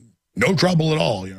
Bloomberg, $376 billion laundered by Wachovia and Wells Fargo. I mean, just look at these headlines. But at the same time, they want to move to a cashless society because it's even a bigger business to charge you $5 like Bank of America wanted to do every time you use your own debit card. Right. Remember that? Mm-hmm. And Backlash killed that, but once they've got you there, they can track the whole economy. They can shut down whoever they want. They can get rid of the underground economy. But here's what's going to happen with the cashless society. You're still going to have cash. You're just going to thumbprint or face scan when you buy and sell for your sales tax bracket they're going to have you in. It's going to be graduated. And with all the new fat taxes and unhealthy taxes, because we're in socialized healthcare, everybody's paying after all. We have to monitor what you're eating to make sure that once you buy too much red meat, you're charged for it. So this is what they want. We're not there yet, but they're phasing us in to this program, and they're trying to merge their old cash society with the cashless. So they're still going to have cash, and then they'll just waive all the regulations and laws for themselves. Like when you go take $1,000 out of the bank, they go, we're filing a suspicious report on this. What do you want all this cash for? But if you want to put $10 billion in there and you're a drug dealer, well, Wells Fargo will lease the planes for you and run the drugs. No, I mean, that was on the news. Let me open the door for you. Well, no, I mean, exactly. I mean, they'll go get the planes for you. So, I mean, I've talked to police, and it's been in the news, where they're not allowed to check into a bank where the drug dealers are depositing the money. They're just allowed to bust the drug dealer. That's just some low-level drug dealer. That's just for the facade of busting some, low-level person. Keep the masses happy. Well, you got to do that to keep prices up. You can't have too many drug dealers, too many people distributing, even if they're your distributor. They call those snacks. Interesting term. All right, last question to you, Alex. Here's the biggest question that can't be answered but will be answered. What will push American citizens finally over the edge? given that Obamacare was put into action earlier this week, that was quite a riot. What are your thoughts? This is a scientific tyranny run by psych warfare experts in their own words. So they know how to slowly, notice they're going to implement it over years. They're going to take their time killing us. And so they tell us, oh, it's going to be defeated, so we all lay down. Like, oh, NDAA, Obama's going to veto it. He wrote the thing. His lawyers did. He signed it. But he signed it on New Year's Eve, so you wouldn't feel bad. You know, we were too busy doing other It's things. kind of like a shot they give you that kills you, but it feels good when they do it. You know, like, oh, you're going to have pleasure. You're going to be dead in 60 seconds, but doesn't that euphoria feel nice? So you don't resist them. Or it's death by a smiley face. It's like, I'm nice. It's like Warren Buffett always poses with ice cream cones. Most photos, like, oh, ice cream, I'm non-threatening. Or Bill and Melinda Gates are always just superheroes. Oh, we're sweet. This is all part, I mean, real evil doesn't dress up like Darth Vader or Freddy Krueger. It acts all like an NPR thing. Hi. That's how you get a horse when you're taken to the glue factory. Got a 20-year-old horse. Yeah, that old nag, you know, she ain't bad, did a lot of work, but she's old, and I'm gonna sell her off for dog food. They're gonna chop her hooves off and turn them into Elmer's glue. And you just come on, Betsy, come on, got some right here in the trailer for you. Yeah, there's a carrot in there, sweetheart. You go on in there, honey. They don't go, I'm gonna turn you into glue. The horse would run off. It's like, how you doing, sweet cake? Come on in, it's all right. You see, I actually only a few times delivered cows to slaughterhouses. And they'll open up as I work for a large animal vet, a few times we had to be there shooting up vaccines just to follow regulations at the slaughterhouse, even though it wasn't. And you know, when they first bring them, you don't want them to get upset, you know, big trailers of cows. It's just like, all right, come on off, because you don't want them to stampede. But if they don't do what you say, you give them a little cattle prod. But it's like, all right, everything's fine. You're going to enjoy this. And that's how they do it with horses. It's like, come on in here.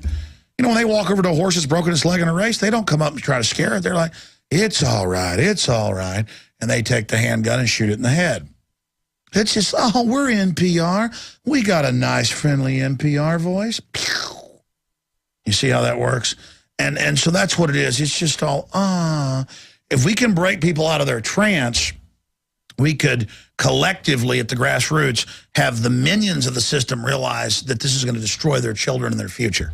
That's the only hope, is accessing the ancient survival mechanisms of humans. But through archetypal programming, the system is able to shut that down. They know exactly what they're doing. So we're here just cutting through the signal with a direct, hey, they live, you sleep, and they want you to sleep so they can kill you. Wake up, truly live. But what will probably wake us up is if the globalists, they like to overdo it. They think they're gods. They understand how we work, but they're not gods. They cheat each other. They infight. That's one of the biggest threats against their program. But then from the grassroots, from the proletariat, as they call us, it's that they're going to implode things too fast and things will get out of hand. That's why they want to move gingerly. People will wake up. Because they're loading thousands of horses on to go get cut up for steaks to be sold in France. You know, they want to get all the horses on the train here. That's why they don't kill me. Because I'm kind of kicking and jumping around going, arr, arr. They're like, never mind him. You get on that train, there's a bunch of carrots at the other end. And I'm like, no, I saw what they do. They're like, you know. Oh, man. Do you see the analogy? Yeah, absolutely. When you put it that way, it's really easy to pick No, up. that's why they act real. The whole act of the sandals and the hippie stuff, they have lots of minions who just like the style. They're not really hippies. They're, you know, people that are into freedom. You take folks like Pianka at the Texas Academy of Sciences. I mean, he had like a 90% standing ovation, crying when he said 90% will soon die, including my family, airborne Ebola, and other scientists all around the power trip of, we're going to kill everybody. I mean, they're just like these, it's scum is who they are. Yeah. It's just the wild control of, we're going to kill everybody. It's so much fun. And like the average person is like, what? Right. But these are the scientist types selected out of all the scientists that came in who were normal because they liked injecting, you know, things into rats to see what would happen. They were the 1% of the sickos told they were the elite. The others were told, you're not getting a PhD, or, okay, well, you'll just go into this division that isn't actually running things. It was like I never had that J.P. Morgan, or no, it was Goldman Sachs filmmaker. I mean, I didn't even know she'd been like one of the highest people in the company. I looked it up. It was true. After she said it, she made this greater good I talked about earlier. And I was like, you know, it's a master plan to kill everybody. She goes, it's funny. I had a Goldman Sachs, meeting with the, head guy from the big pharma. And he goes, I'm going to make $7 billion this year killing people. And he was getting off on it. And I went and investigated and found out it's true. It's like anybody that breaks through to this level, you're not part of the club unless you like killing people. But see, she was like a high-level Goldman Sachs person making millions of dollars a year and everything, but hadn't broke through to that level. And this guy thought he was comfortable, and he just kicked back in her office. Yeah, we're going to make $7 billion this year killing these people with these vaccines. God, I love killing them. She's like, you're joking, right? No, I'm going to kill them. What do you mean, joking? You're a Goldman Sachs high-level vice president, managing director. Level. We're going to kill some people. We're powerful. We kill people. I mean, that's why when Zbigniew Brzezinski, who helped Pol Pot kill 30% of his population, goes up on people like David Rockefeller in hearings are like, sir, you are like the most incredible person. You're like a rock star. Henry Kissinger's a rock star because he killed a bunch of people. But he did it bureaucratically and wimpily. And they love that whole, I'm ranting here. Last questions here. I mean, I know this sounds wild, but we've broken through to the other side. We've discovered these vampires is basically what they are. They're like a cat playing with a mouse. And I sit here watching them do this to humanity. I don't want to sit here and watch them get away with it anymore. Right. Which is awesome. I want to rout these people. They came up with this scientific, passive, I'm in a pink outfit. That's a camouflage. The ultimate camouflage is they're acting non-threatening. These are ravenous, demonic, psychopathic killing wolves. Well, to the average person, we don't comprehend that.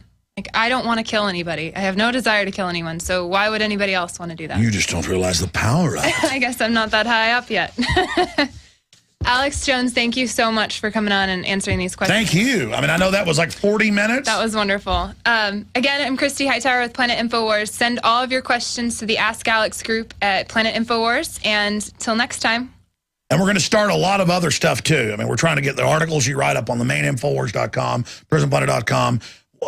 Give us your ideas. Help us spread the word. Christy, it's good having you on board. Wonderful. Aaron Dykes, you've got something big coming out next week. I'm just going to leave it at that. It has to do with the skulls that were in here.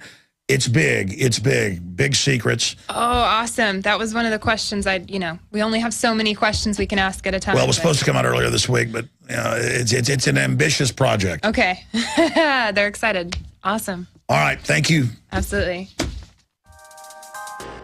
Hi, and welcome to the Ask Alex questions from the Ask Alex group on Planet Infowars. I'm here with Alex Jones, and I'm Christy Hightower, so let's get started. And let me just stop you. Okay. I got to interrupt. Trademark Alex Jones. I've noticed people online, and I got to respond to trolls because it's fun, saying this is scripted in here. This is not scripted. No. She came in here about 2 minutes ago, and I had time to look at the top here. We're doing the nightly news, 7 o'clock every night. The syndicated 3-hour radio show every day, Infowars Live, and wouldn't matter if I'd already heard these questions, but the implication is... We want you to be live. We want you to be... Well, exactly, but the implication is that I couldn't talk on my feet. Right. Everybody knows it's the opposite. I have diarrhea of the mouth here, ladies and gentlemen. So I don't know about these questions yet. I've looked at one of them, and... to be honest, sometimes I'm not going to have all the full answers about these because I haven't had time to... And that's the point. Exactly. It's an on-the-fly deal. Yeah. But most importantly, it's about planetinfowars.com. You go there to ask me questions in the Ask Alex section. You go there to do your own journalism, to claim that I, work for blood-drinking lizards. Whatever it is, you go to planetinfowars.com. There's dating, camping, fishing... whatever the case is. Sorry, Christy. No, we've got Gerald Salente coming up in 15 minutes, so I better get rolling here. All right, we'll make this fast then. All right, so this is from Steph. She says, hey, Alex, some of my trendy but well-meaning friends keep sending me links to sign online petitions from avaz.org. Some of the petitions push for the UN to create a no-fly zone over Libya and to pressure the UN to support the FSA in Syria.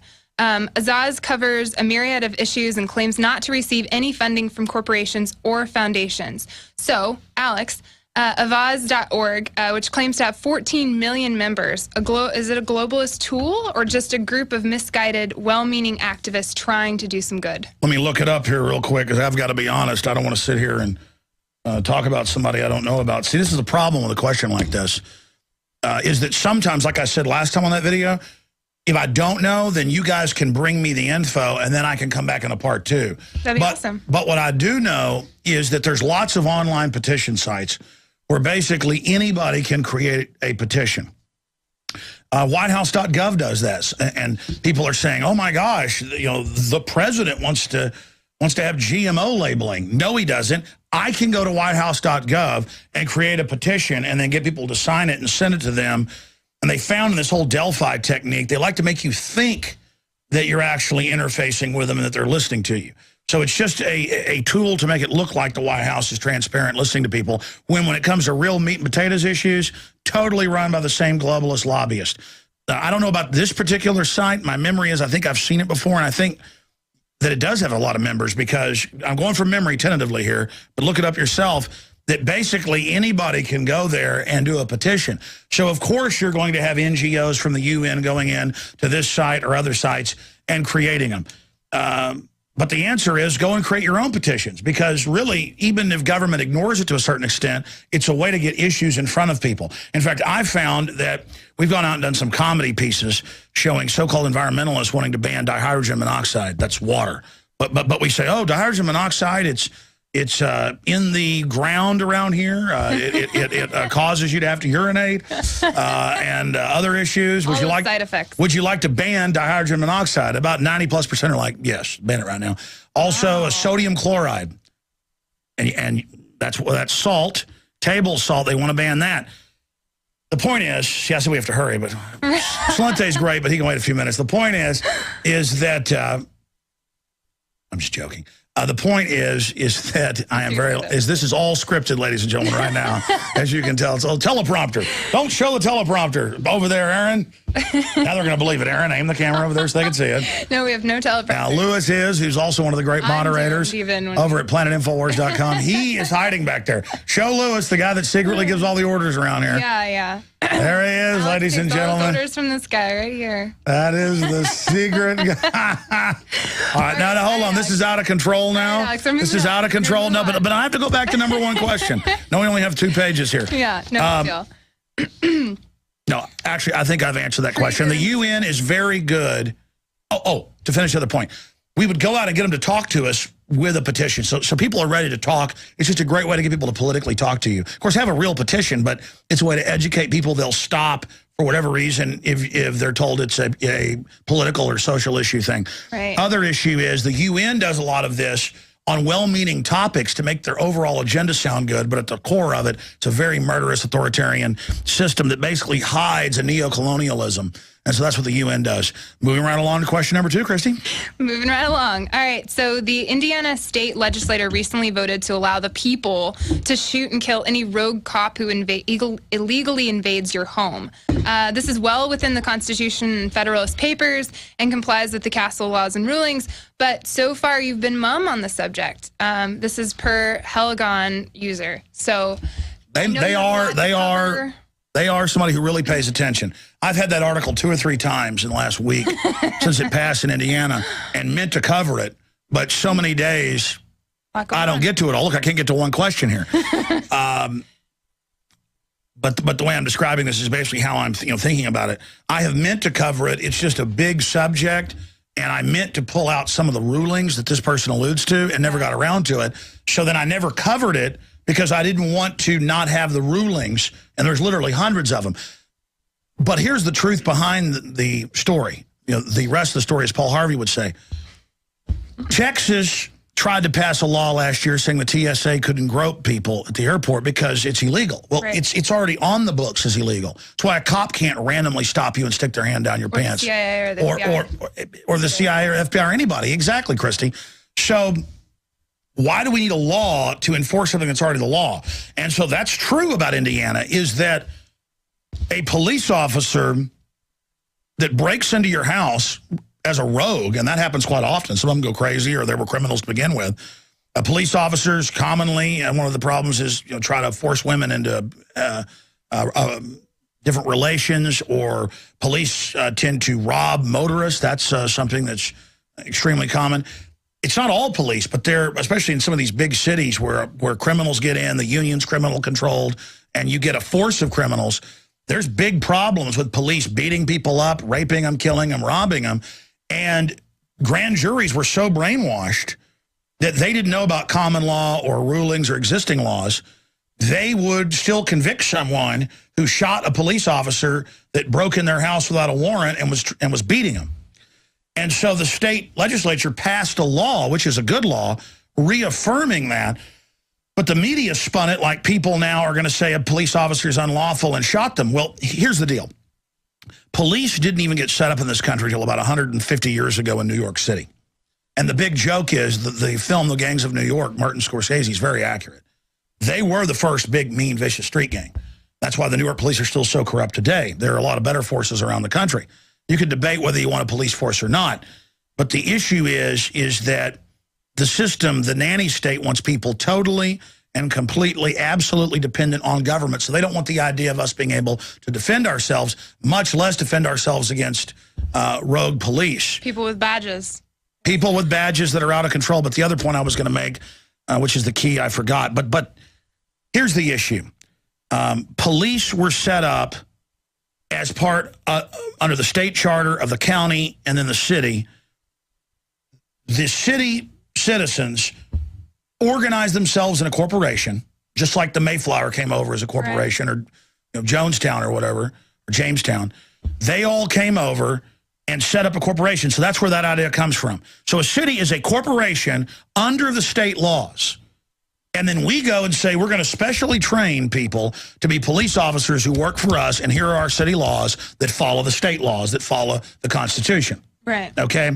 And so all a cop... Ideally. Exactly. So all a cop is... Well, yeah, that's how it's supposed to work. Right. So all a cop is someone who has been duly sworn, bonded, and trained to engage in professional citizen's arrest. Just like I can go out if somebody's mugging an old lady or robbing, somebody, I can go up and physically restrain them, and if they try violence, I can kill them. That's a citizen's arrest power. If I catch somebody breaking into my garage and I pull out my .357 and I say, hands up or I'm going to kill you, that's a citizen's arrest right there.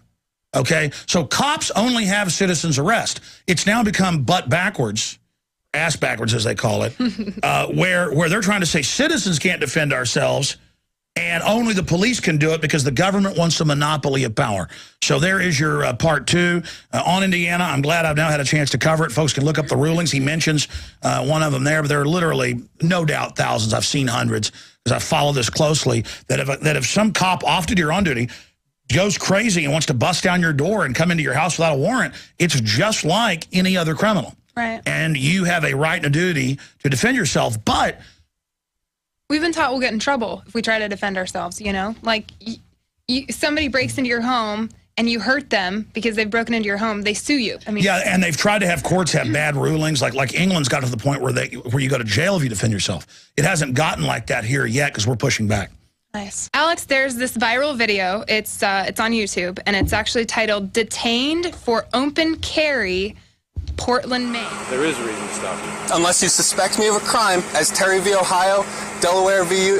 Prowse requires you to have a suspicion of crime before you detain an individual. Brown v. Texas does not allow you to stop an individual and demand their ID. So the user is trying to tell you we're awake here in Maine, so yay. And he goes, perhaps now that people are starting to come together, what direction is the freedom and truth movement going, especially with the direct hit on the Paul campaign?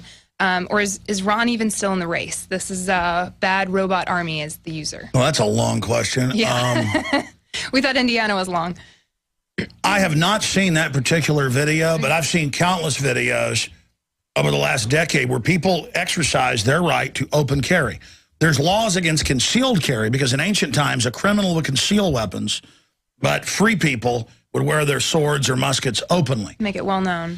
And that's why you wave at somebody. That's a sign of, hey, no weapon in my hand, I'm a friend. That's why you shake somebody's hand, because it's really an oath that you're friendly. You wouldn't shake the hand of somebody you didn't like. People are all into like being honorable up front, because no one would associate with anybody who was deceptive or a liar or disreputable. And so almost all 50 states have the common law and then laws in their state constitutions where open carry is legal. Concealed carry is illegal. That's how they trick you into getting a concealed carry. Going, oh, go get a license for a concealed carry. It creates the perception that all carrying is illegal. Plus, they have most of these dramas and cop shows set in New York where they pull you over and, oh, you got a gun, you're going to jail. One of the few cities where it's actually illegal because it's got unconstitutional garbage on the books that hasn't been overthrown. Actually, it has been overthrown, but they keep doing it. In Chicago and New York, there's actually been rulings. Supreme Court's ruled repeatedly, actually, the last few years, properly, that it's an absolute individual right.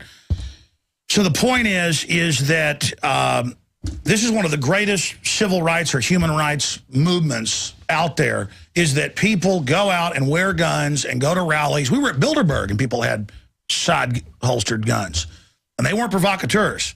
And it really, sent the message across that, hey, you got guns? Hired police that are here guarding the criminal Bilderbergs?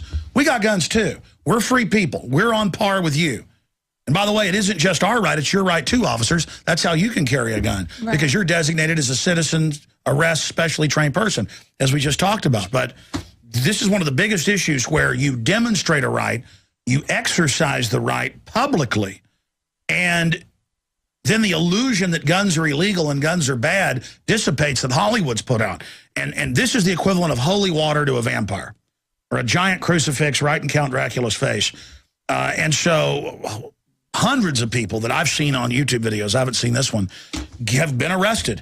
But in the last few years, the cops have had memos. It's been explained to them, hey, you can't do this.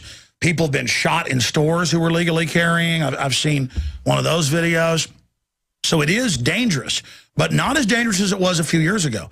A few years ago, it didn't matter if it was Vermont or Arizona, where total gun culture, even more than Texas, they would still harass you, detain you, arrest you. But now, because of people hitting the barbed wire like that and politically standing up for all of us, now people are like, you can have a gun openly. I got to tell you, the first people I've seen do this in the last decade, it was the new Black Panther Party. And even though I didn't agree with what the leader of it said, quite racist fellow, he marched in Houston with a bunch of his guys with 12 gauges. In fact, you might be able to find the file footage of that. And all over Texas, people are like, you can have guns open? You can have them out in the open? Making it known. Well, absolutely. Listen, we've gotten to the point where when I was a teenager, we still had rifles in our pickup trucks. And it was, even in Dallas, people had rifles in their pickup trucks. But it got to the point where the cops would pull you over and harass you. Right. Now now those rifles are coming back. People are like, okay, go ahead and harass me. And then I'm going to file complaints on you. Go ahead and arrest me. You're going to get a civil rights lawsuit and lose. We're winning. This is an area where it shows when we take action, we have nothing but victory after victory. Okay, now I've done the first 3 or 4 long-winded here. I'm going to try to give 60-second answers to each additional one. Good luck. These are great questions, though. That's why. They're just amazing. All right. Well, there is one last thing, though. How does that play into the direction for the freedom movement? He's talking about part of it. Ron Paul taking a hit. Ron Paul didn't win. Ron Paul's trying to get more delegates to have a say at the Republican convention. Rand's playing politics, which I understand. I don't really agree with it. Working with Romney. And that just shows the people are exercising our rights. If you don't exercise them, you lose them. It's a big victory. Yeah. This one comes to you from Bob. He says, don't you ever get overwhelmed by all the information you need to deliver? So obviously you said yourself the Indiana legislation you haven't gotten to touch on. What was happening right before you came in here? Yeah. Go ahead and tell us. Chaos. I had like 10 people trying to talk to me. And 1 minute. And all of this was insane. It was just... Well, Bob suggests, he says, I think you should use your existing equipment to have like 3 shows daily, say the Aaron Dyke show, the Paul Watson show, etc. Believe it or not, the news and the truth, there are addicts out there who want to hear it. So that's just his contribution. What we're doing is we have Paul Watson, we have Aaron Dykes, we have Darren McBrain, and fruit flies that infest the office because we don't throw away the garbage. Anyways, this thing's living here year-round. Yeah, hey, that's on the DL there, Alex. Whatever. That's why we started the Nightly News, is so we can build more shows around that down the road. That's why I do it 2 or 3 nights a week. Or even though I'm not hosting the show Wednesday night, it's Tuesday, we're taping this, I'll be on the show with this. Right. So we're getting to the point where we won't just have 5 nights a week, 7 o'clock, a news show. We're going to have other shows.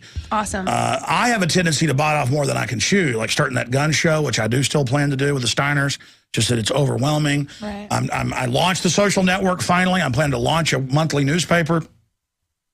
But, folks, Finally, Aaron's he's been working for 3-4 days. He's behind the camera right now on a big piece we're putting out on the nature of reality. I mean, we cannot do more shows at this point. We're working on it, though. We had to do a hiatus last week from the Nightly News because of this. For that reporter contest. And then she's hounding me to do these question and answers. Come on, Alex, let's get to it.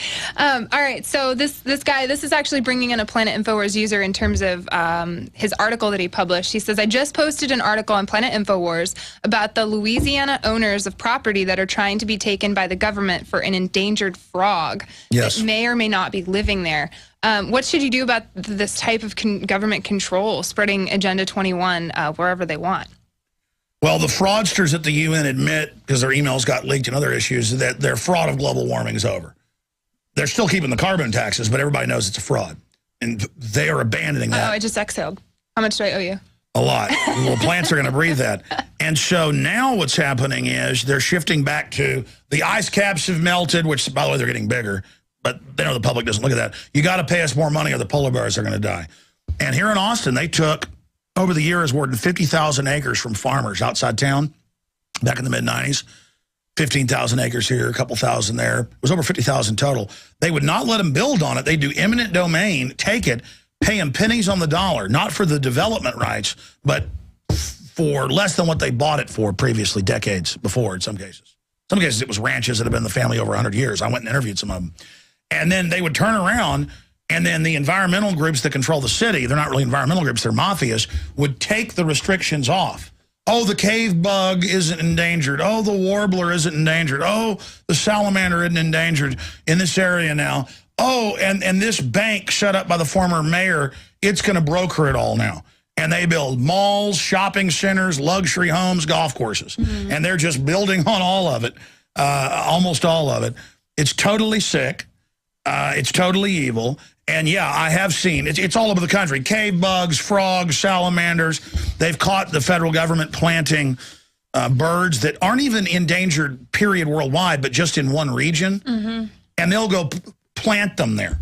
So they can then come in and selectively, and it's always the big developers that are behind it. They're the ones, and Goldman Sachs funding.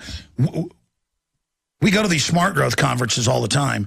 And when you get there, it is the banksters. It is the Goldman Sachs people. We've done newscast on it, where they're the ones running the whole event. And with the people in the crowd, sent there from the cities and counties and realtors, they know it's a fraud too, most of them. I mean, they're there as criminals, as operatives within the system to just take property. And they know it. I mean, I went to a smart growth conference back in the late 90s. And I was like, you're taking land. This is a scam. And when my camera's off, they'd go, you better effing believe it is, punk. We're taking over. I mean, these are just criminals. They know full well what they're doing. Not like they're like little loving liberal idiots or something. But they send out teenagers to your door and college students to say, can you give me $20 for this group or that group? It's for the earth. And you know, you go give them, oh, it's for the earth. They use that to fund their operation to politically take over your city. Then they rob you once they get in control. Sounds like another documentary in the works. More work. You're welcome, Alex. It never stops. And then I'm burnt out like this, babbling like a chimpanzee. Okay, this one is actually one of my favorite questions. It says communication. It's always been the most important thing in any war, the ability to communicate. Now that we are almost all on the digital equipment, cell phones, IP phones, digital, whatever, very few people have landlines. And what are the consequences and perhaps solutions to linking patriots better in the event of a purposeful system shutdown? I mean, we all know about the electromagnetic shocks that could essentially wipe out computers and your car. I mean, things like that. So it's a great question from Colin. It is a great question. I just doodle when I'm thinking. If I don't doodle, I'll interrupt you. Oh, okay, good. I'm glad that you did. I'm glad you did that. It's like a spruce tree, and there's like a lake in the distance. We'll say abstract, absolutely. And some snow-capped mountains. Okay, back to the question. Anyways, the communication. What to do? I mean, if everything in here, electricity was no longer an option, I mean, what would you do? it's good to have things like CBs and things, but the police are now going under a unified, federalized system so that everything is basically scrambled and we can't listen to it. Ham radio is good if people get into that to be able to communicate if the globalists shut down the internet or start curtailing it. It's also important to have your own old-fashioned printing presses. That's what we've done with the Obama dictator contest and Joker contest to show the power of just going out and hanging up good old-fashioned papers in public commons and areas. But to try to get the general public back into some type of analog or radio system is not really feasible. It's better to try to educate people now before something like this takes place so the globalists don't feel confident enough to go to that. Instead of digging in, we should go and take over or take the country back or expose the enemy to such an extent that they can't competently go to this dark system, this Berlin Wall of control. Now, it is good, like I said, to have ham radio if you know how to use it. People want to get into that. Got to have a call sign, though. Call sign, sure. You don't have to get a license. They say you do, but whatever. They're a bunch of criminals. That's going on. Like I said, long range, short range CBs, things like that. But really, it's best just to get to know people in your area and have a backup in case things do collapse. I'd say 80% fight the New World Order. Try to defeat them ahead of time. Best defense is good offense. 20% dig in as a backup. Storable food, firearms, gold, silver, communications. But just to buy a bunch of communications, I got a big ham radio out there, I'm going to talk to people. You better get on it now. I mean, we're kind of behind the learning curve here for most people. So make friends, Colin. You heard that? Get out.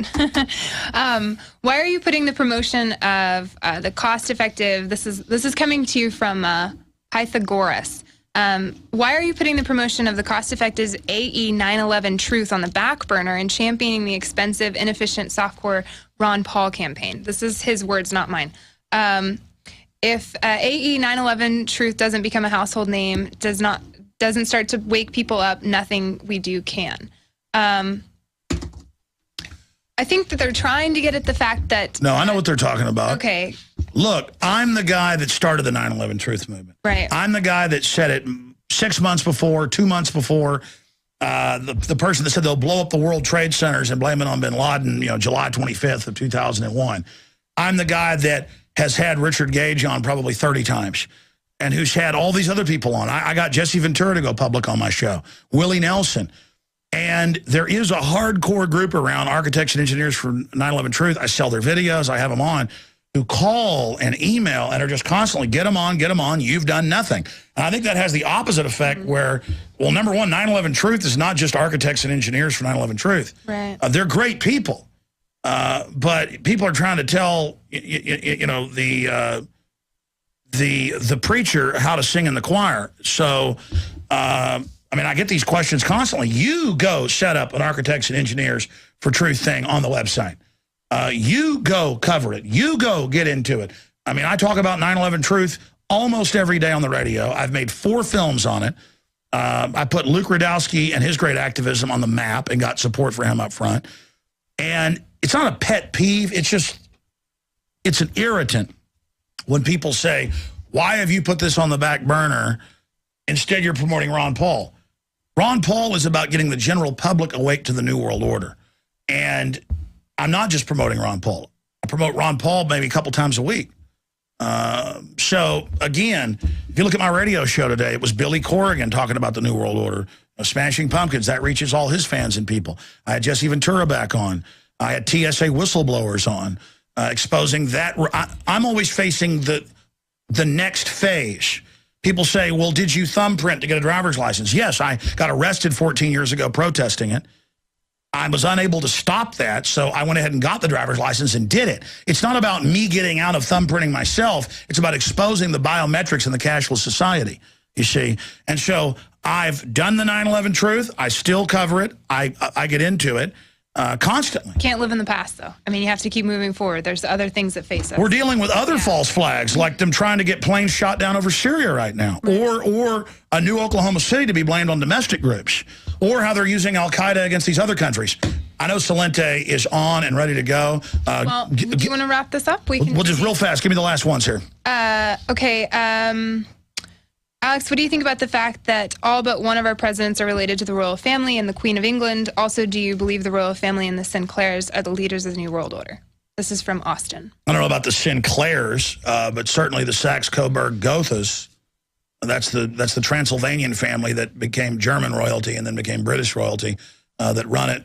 They pretty much are German and French because they intermarried so much. But the point is, they're very close to the top of the pyramid. I mean, their wealth is secret. And then they have all these TV productions about how they have nothing and live off welfare. It's all a front. The ultra elites like the Rothschilds and the Queen, they always act like they have no power. That's their PR. That's their cover story. And there's been reports where the Rothschilds have sued people who say they're the puppet masters that really own all these oligarchs. And then it came out in court they did. So that's going on. And that's basically my answer to that. Okay. Hillary being a felon, fined $300K for violation of the Logan Act. If Obama appointed her as Secretary of State, if that's criminal, I think it's enough to impeach and undo some of his laws. What's your opinion, Al? They just don't enforce the Logan Act anymore, and that fine was in the mid-'90s. So, but certainly we should impeach Obama. We should impeach any tyrant and reverse what they've done. And we're getting close with Fast and Furious. Yeah. What's the last one? Well, actually, this is not from the group, but it was interesting enough for me to want to bring it up. There's a penny that someone sent in with a Mason symbol. Hammered into it, and the guy that sent it in said he just wants you to tell him about it, if you know anything about why it would be on a penny or any sort of... I don't know anything about it. Okay. I'm sure he could go online and find out why the Masons would hammer the symbol of Masons into a penny, but I personally have no idea. Perhaps you can look into that. And like I said, next time... We can do a recap. Yep. Christy, great job. PlanetInfowars.com. And you're watching Infowars Nightly News. We taped this Tuesday. You're watching it on Wednesday. And Aaron, who's behind the camera right now, is hosting the news this evening. So let's come back to Aaron Dykes and Infowars Nightly News.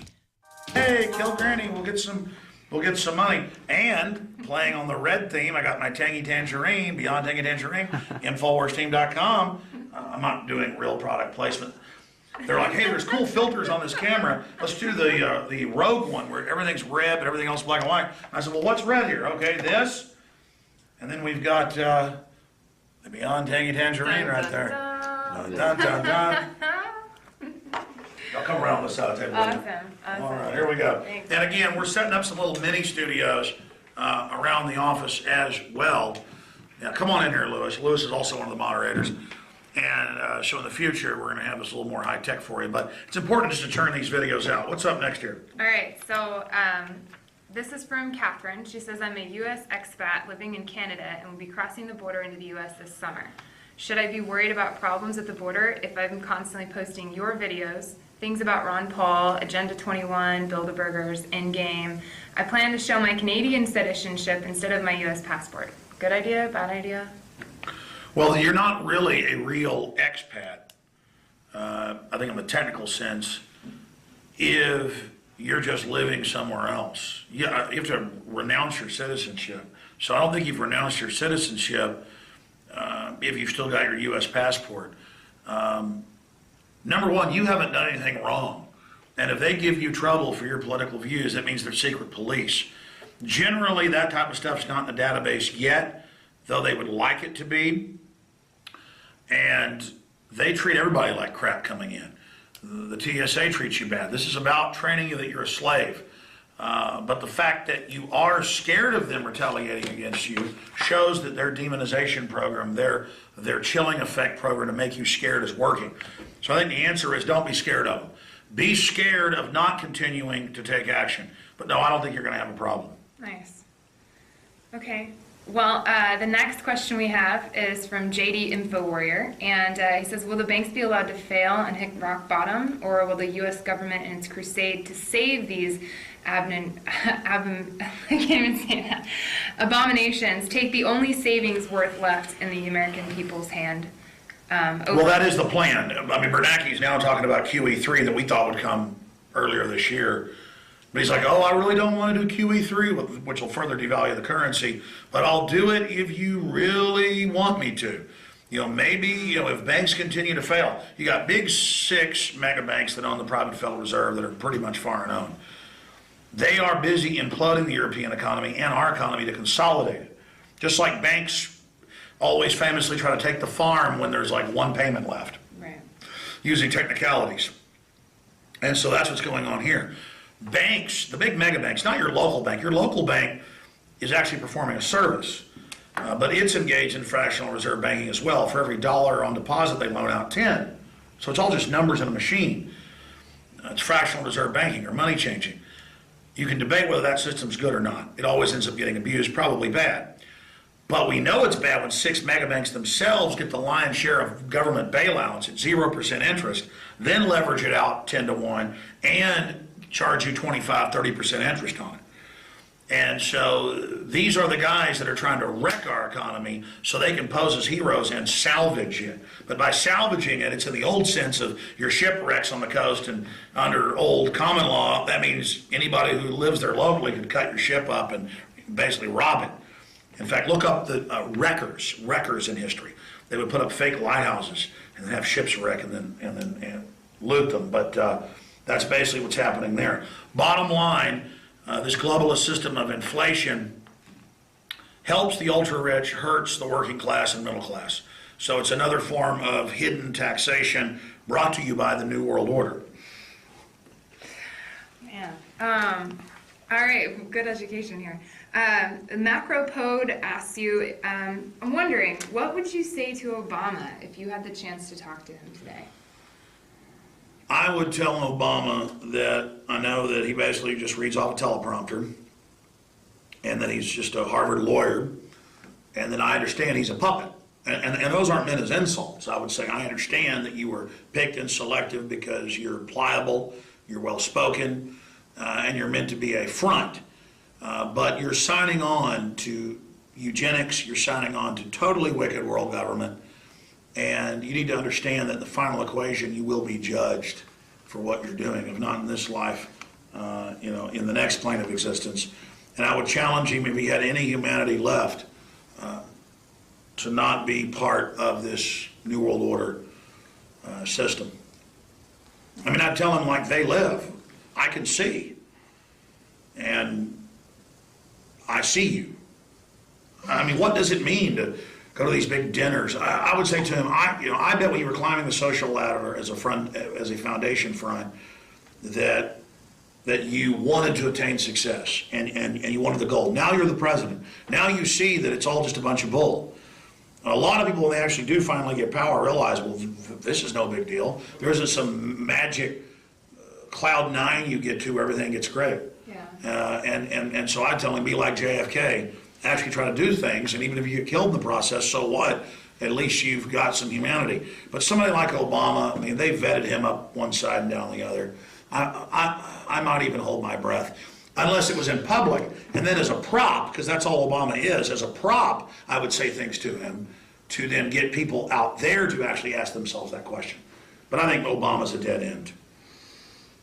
Well, Weedtastic asks you, Alex, will you protest at the Occupy Kimball Castle? Have you heard of it? It's a top 100 Illuminati banksters meeting for the Satanic ceremony in Colorado, supposedly June 21st. You know, people once told me about Bohemian Grove like 17 years ago. I didn't believe in it. Mm-hmm. So will you look into that for me? Yeah, absolutely. Because I think I've heard of that castle, but I don't know about that stuff. So I know the globalists have got lots of other meeting places and weirdness they engage in, not just Bilderberg. Yeah. Okay, Patrick asks, Alex, I really like it when you show the lighter side of the world, such as its infinite beauty and the good that people do. Could you maybe dedicate a show to this idea? Or maybe do more videos of this? I think people would appreciate this and not constant doom and gloom. I have had a long-term idea, but I'm always so caught up just in all the other stuff we're doing, to really talk about the beauty of the universe. It's like an open poem to humanity and the universe. Instead of just saying, look at the detail of the eye, or look at a beautiful planet we're on going through space and the stars and the sunrise and sunset and little fish in a pond swimming around. I mean, that's that's an ode to the beauty of the planet and all that's good, but to really, just for months, mark down all the good things that are out there. Maybe we should create a group that is the beauty of the universe, where people could talk about what they think's best in the world, that, of course, the globalists wage war against eternally. I mean, it's like they're the devil. I hadn't seen it since I was a teenager, and I bought it so I could watch it on the treadmill, the DVD of that movie that Ridley Scott put out with Tom Cruise, Legend. And it's like, you know, the goblins want to kill a unicorn. You're like, oh, that's silly. But all of that's an archetype. That's what the globalists are doing with their GMO, with everything. They really do like wrecking things that are innocent and good. Look at the school system. They want to wreck innocence and sell it as if it's cool and fun and great. So yes, we should have a group about beauty in the universe. Something to fight for. Yeah, exactly. What's good? You know, yes, let's do that. Cool. All right. Absolutely. Because I do want to start maybe even having a news segment on the radio or TV once a week where we talk about what's good in the world, or people that did the right thing, and talk about military that said no to vaccines, or parents that said no, or people that, you know, steadfastly exposed a corrupt politician who ended up going to jail. Because a lot of what's good in the world is standing up against these bad people. Yeah. Feeling like you're not alone when you stand up. Okay, Javier says, hi, Alex. I wonder if you have heard of Dr. Scott McQuaid, if he's credible. He's the founder of the Inner Circle. No, haven't heard of that. Okay, I'll look into that for you then. User Rev says, Obama is passing another executive order soon. Did you look into them at all? They're dated May 21st in 2012. He wants to transfer some quadrants of the ocean now under U.S. control directly to the United Nations. Signed, sealed, delivered. Yes, I saw that and a couple days ago, and it got lost in the mix, and I should absolutely cover that tonight on the Nightly News. There you go. All right, Rev, you're going to be you're bringing it to the news. I've got to get on that. In fact, I've got to go shoot the news right now. Right after this, will you guys go type in new executive order, yes. Obama new executive order, law of the sea. I know that the UN and Bilderberg are particularly mad they can't get everything signed over to the UN as a way to tax the nation states. And they've had Trent Lott out pushing, and everybody, they want law of the sea because that's a big taxing mechanism. They want carbon taxes, not for the environment, but to be absolutely able to dominate the globe. That's a global government. If 75% of the world is salt, about 1.5% is fresh, that's 76.5%, not even counting underground aquifers. They're saying the UN's going to run all our major rivers. Anything that touches an ocean or a gulf, a sea, it's a huge global power grab. Congress is announcing they want to sign over the internet to the UN. And again, the UN is just run by big mega banks. Only the Security Council has power on it. All those nations voting and all that does nothing. Even if you wanted other nations to be able to vote on what you were doing, the big banks can go lobby them to get them to vote the way they want because they're all so poor, and the globalists have kept them that way. But here, it's the G8 inside the National Security Council, inside the UN Security Council, that totally controls it. So it was created by the Rockefellers in '45 to transfer our sovereignty into piecemeal by treaty. Big deal. Yeah. Big deal. And I saw that he was talking about an executive order 2 days ago to do it. But if that's the case, territorial waters, I knew they were trying to hand stuff over to Russia off Alaska. My God, is there no end to this? He's the president. He's passed the most executive orders of any president. And he promised not to. He promised not to hire lobbyists. Hired the most. Promised to be the most transparent, the most untransparent. Right. Promised to not take banker money. Took the most. It's just propagated ideas. Well, when you saw all of Hollywood and TV get behind him and say he might be Jesus and the one and all this, I mean, come on, folks. These are the people that sell you all this crud. When the whole system gets behind somebody, look out. Yeah. Constitutional World Order user writes, at what point do we decide that a new system needs to be installed? Will we continue to protest a system that doesn't adhere to our cries? Or do we resort to violence against the system? Or do we build a new idea that no army can stand against, an army of ideas standing together? We have to agree on what those ideas are first. Yeah. But I mean, just the term being used here, Constitutional World Order. That's the username. I mean, I like that idea, but Cool. Even before I heard what they had to say, just the idea of Constitutional World Order, people like Lord Monte, and I'll show you a shot of this right here. people like Lord Monckton, they say we've got to have a world system against the, UN dictatorial world government, and that it would be alliances of nations who agree with each other's ideas, forming a global federation. The problem with that is that different subgroups will get together, you'll have intrigue, and you'll end up unifying this just like this is unified. That's the big danger in anything like this. And inside a planetary system, if there are still sovereign nations, if you get a Hitler and he takes over this country and takes over this country and gets to this country, then in an emergency, and that's what the globalists did, they got us a League of Nations and then a UN out of world wars. They started. These documents have been declassified and released. We've been covering this. They actually, the whole time, England, the US, and others, were funding Hitler in World War I, before that, getting the war started, so that this big guy would rise. He didn't work for him. They just helped get him in place and profiled him and encouraged him that there was going to be a treaty with England that had been signed, that the deputy Führer tried to deliver and then got arrested, and that there were deals with the U.S. and all this stuff. Hitler had almost done a coup here, working with the Bushes, Prescott Bush, but I mean, that gets more into complex history. So to get nations into this world government, they created a false dichotomy between a bloc over here that would attack this bloc, then this bloc dominates them, then Bilderberg is created, and you merge these two blocs. You understand how that works?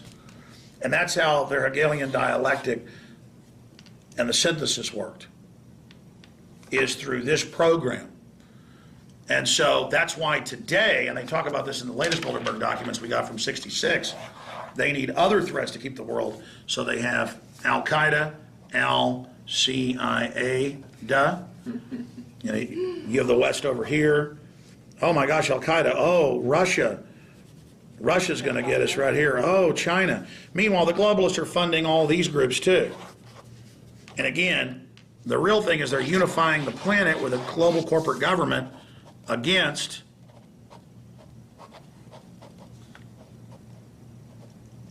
not very good, but against this. You understand? It's full spectrum dominance. They'll play all the different parts off against each other because they're going after the whole. You're like, well, it doesn't make sense. Why are they funding Al-Qaeda if they're fighting them? They have to have Al-Qaeda in an area if they're going to have an excuse to come take it over.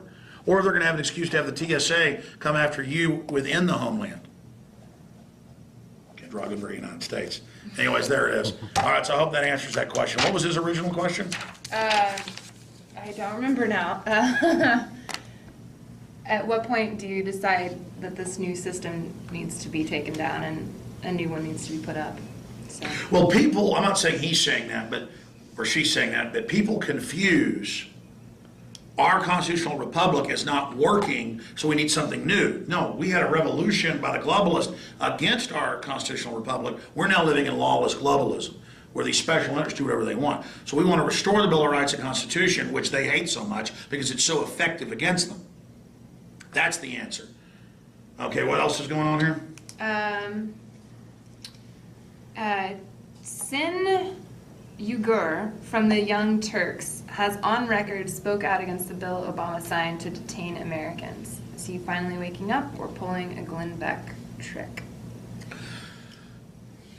I forget how you really pronounce his name. You pronounce it wrong. I can't pronounce it. Okay, yeah, It's like Sink Uyghur or something. No, I mean, that guy works over there with Al Gore. Al Gore's always wanted tyranny. I really think he's naive. I mean, he left MSNBC because he wouldn't be under their control.